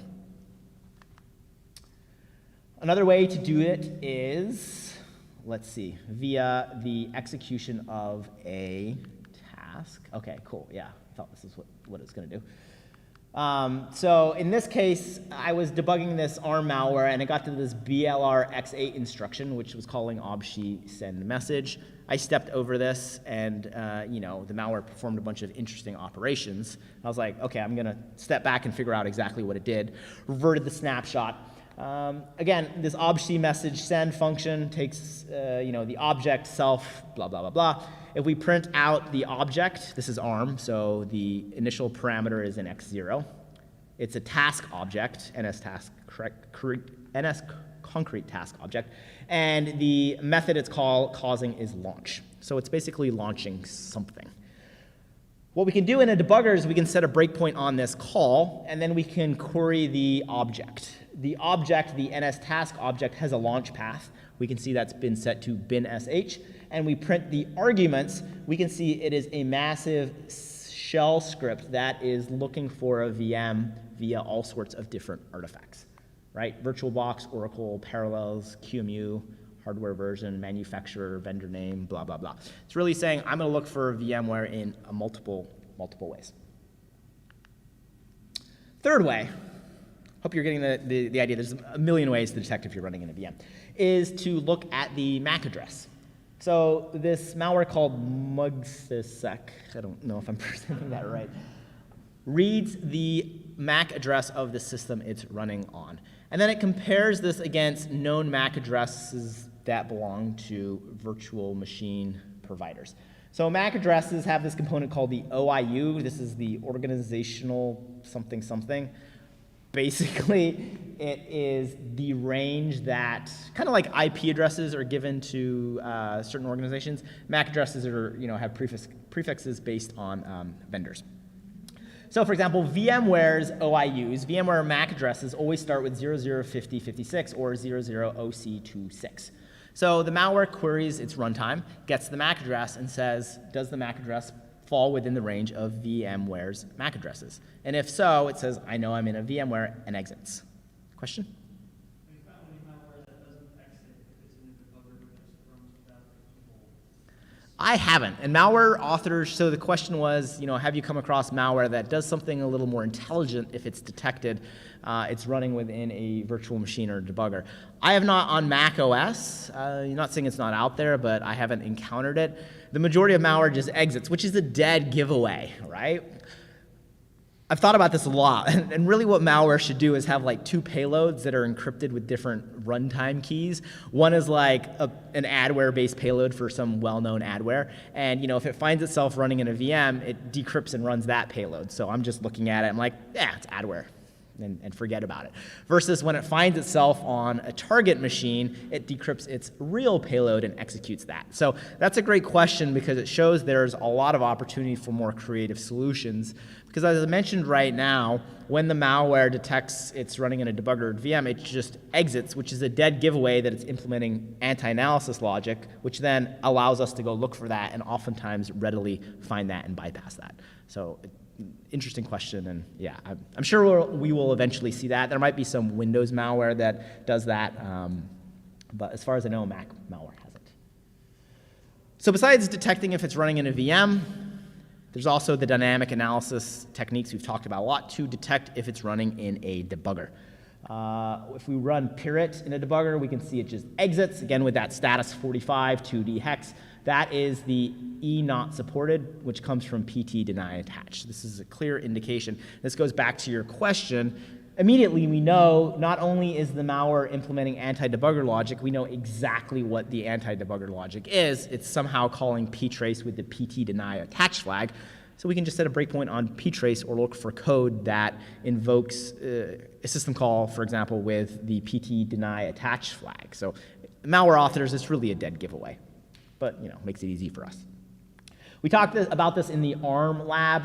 Again, the service call or supervisor call to system ptrace. This is, if you read more about this, as I mentioned, if this ptrace call is made with this flag, if the process is being debugged, the operating system will kill it and terminate right away. If it isn't being debugged, it sets a flag that doesn't allow you to attach with a debugger later. So either way, it thwarts debugging efforts. There's a more complicated method. You don't really have to worry too much about this disassembly. I would look at the code at the bottom. Basically, what the malware is doing is making a system call, and it's trying to get information about the process via the PID. What is in this process? Good question. There is something called the ptraced flag, which will be set by the operating system if the process is being traced or debugged. So basically the malware is saying, hey, operating system, give me information about myself. The operating system says, sure, here you go. And then when that information comes back, the malware can extract the value of the P flags, which is at offset 20, right here. extract the ptrace bit, which is at offset 1b, right there, and then uses the ubxfx. I had to look up this ARM instruction. I had no idea what it was. Unsigned bit field extract. It basically pulls out the value from a bit field at a specified object, and then you can see they do a compare to see if it's set or not. In a debugger, I dumped out the value at this breakpoint, stored in W8 once they pull it out of that structure, and we can see that the ptrace value at offset 1b is set to true, or 1, if the process is being debugged. So this is a very stealthy way, or kind of another unique way, where the malware can query its environment to determine if it is being debugged. And in this case, once the malware has detected it, it exits. Again, it could do something more stealthy, just go to sleep or something, but in this case, it just exits. Awesome. Obviously, there are many other methods to detect debuggers, VMwares, et cetera, et cetera. There's a really good article that Checkpoint posted via macOS. They talk about, hardware detections. You can do things like querying the boot ROM version to see if it's an emulated version of macOS. And malware authors do make use of this. Check if system integrity protection is enabled was something I saw for the first time recently in Mac malware. It rightfully concluded that if system integrity protection had been turned off, it was likely running on an analysis machine. A lot of times we turn this off so we can perform more invasive analysis on the samples we're analyzing. And so basically what it did is it executed this CRS util status, whatever you run from the command line to see if system integrity protection is enabled or disabled, and then grab the result of that, grep that, and basically checked if SIP was disabled. And if SIP was disabled, then it exited. So that was kind of the anti-analysis techniques from that. So, cool. Oh, yeah, we have an example of it here. Okay, that wasn't the end. That was just a list mostly of anti-VM. So that system integrity protection detection I mentioned did exactly what I just said. If we analyze the malware, we see again it's using this NSTask object to launch binsh. If we look at the arguments specified in the object, these are arguments different than passed on the stack. These are the arguments of the NSTask object. We can see that it's invoking command-v CRS util, piping that to dev null, and then CRS util status, and grepping for enabled. So it's basically saying, is system integrity protection enabled? It was funny because I was running this in a virtual machine that had system integrity protection off. I bypassed all the anti-debugger logic, anti-VM logic, and then this tripped me up. I'm like, damn, why is the malware still not running? So it took me a while to dig into this, and via a process monitor, I saw that it was executing CSR util with the status command, which is, I was like, oh wow, the malware's checking if system integrity protection is on. Now, you've identified the anti-analysis logic. In the context of dynamic analysis, this is the anti-VM detection logic, the anti-debugging logic. What do you do? Oh, we talked about this briefly earlier in the section on debugging, but ultimately we want to bypass this. And there's a few methods to do that. You could, yes, modify the on-disk image of the binary. You could patch it out. You could overwrite the instructions. But that takes a little work. What I usually do is simply set a breakpoint on the problematic call. For example, the call to ptrace, the call to system that execs the CRS status check, the NSTask exec, anywhere in the code that's basically performing anti-analysis logic. And then once the breakpoint is set, you can, and a hit, you can just modify the instruction pointer to skip the call. So that's exactly what we do here. We set a breakpoint on the address at 541FC, which corresponds to here. That was the SVC supervisor call, the call to ptrace. We then allow the malware to run. It runs until it hits that breakpoint. See, it prints out the address and the instruction SVC80. If we allowed it to execute that, that would terminate our debugging session because it's calling ptrace with the pt deny attach flag. What we though do is we say, okay, wait a minute, hold on. Let's change the address of the instruction pointer, PC, program counter, to 5420, this instruction right here. So that moves the instruction pointer from here, which is what it's about to execute, to right here. We then say, okay, keep running. Malware is none the wiser. It's just skipped over the problematic call, and we have just bypassed the anti-debugging logic. So really the hard part is identifying it. Once you've identified it, there are a bunch of approaches. You can do this debugger approach. In the case of the anti-VM check, a lot of times you can modify your environment. For example, the malware that was checking the MAC address, you can change your MAC address in the VM. So you just go in and change it to some non-VMware based MAC address, and then the the VM detect logic will fail. So a lot of times you don't actually even have to modify the malware or the debugger. Awesome. So we have a lab on this, but we're going to actually wrap it up here. It's kind of an in-depth one. Since it's about 4 o'clock, I figured we would spend a few minutes just going over any topics. If there's any Q&A, now is kind of the chance to do that. I'll leave this online with the answers if you want to dig in. Basically, I wrote a kind of proof of concept binary that implements some of these anti-analysis checks that you can play with. It's not malicious, so it won't eat your computer. You can do that on your developer system. But yeah, that wraps up the anti-analysis logic. Something we're seeing more and more in malware. You know, I'm now more surprised than not if I'm analyzing a malicious sample that doesn't have some sort of anti-analysis logic. So it's really good to be able to understand what to look for, because, for example, for the ptrace deny attach approach, tons of malware uses it, unrelated malware. So once you know about that anti-analysis component, that approach, very quickly, you know, if you run it and it exits with that 45, you can just search through the disassembly, set a breakpoint on ptrace. You can uncover it pretty quickly. But if you didn't know about it, it could definitely trip you up. So are there any questions about anything we covered? Any other malware topics? We can dive into anything else. We have, 10, 15 minutes on that. I did want to kind of get back to your question about the debugger. We can see the debug server, which is what LLDB and GDB talk to, has a com.apple.security CS debugger entitlement. So this is what gives the debugger the permission to attach to other processes and modify their memory, inspect them, et cetera, et cetera. Entitlements are basically Apple-provided capabilities that can extend the permission or capability of a binary or process. They're code-signed and validated.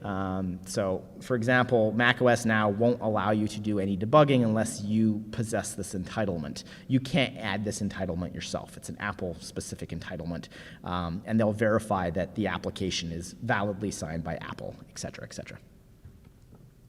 So, any other questions? If not, I want to thank all of you for attending this. This was actually my first 2-day training. I was kind of nervous, but you all were a great group of, I don't even say students, because I learned a lot from you. I mean, Jaron gave me some few tips and hints, and I feel like a lot of you had really good feedback and questions. If you stay on the training channel in Discord, if you're not in there, join or send me an email. I'll post the link to the answers for all the labs. We'll see if we can share the live stream or some other pieces about that. And I'll be on there for a while too, so if you have questions, you go home, you want to finish up some of the labs or start doing some more of your own malware analysis, shoot me a DM. I'm on Twitter. I love to talk about this stuff, clearly. So yeah, feel free to reach out. So round of applause for y'all.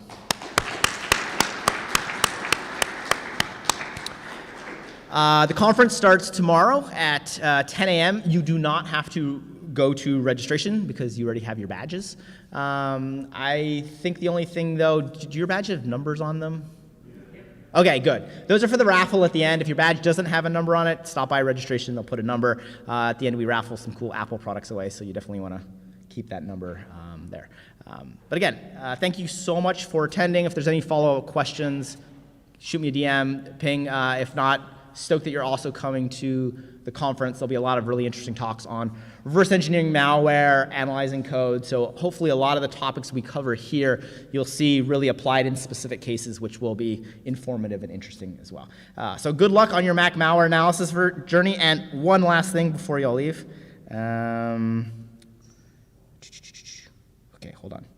This is news.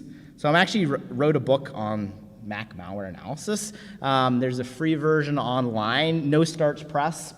pinged me and decided they want to publish that. So this is coming out early next year, and it's going to be a comprehensive book on this exact topic. Kind of mirrors the content we talked about, but has a lot of examples and probably articulates things a little clearer. So if you're interested in analyzing Mac malware, keep an eye out for this book.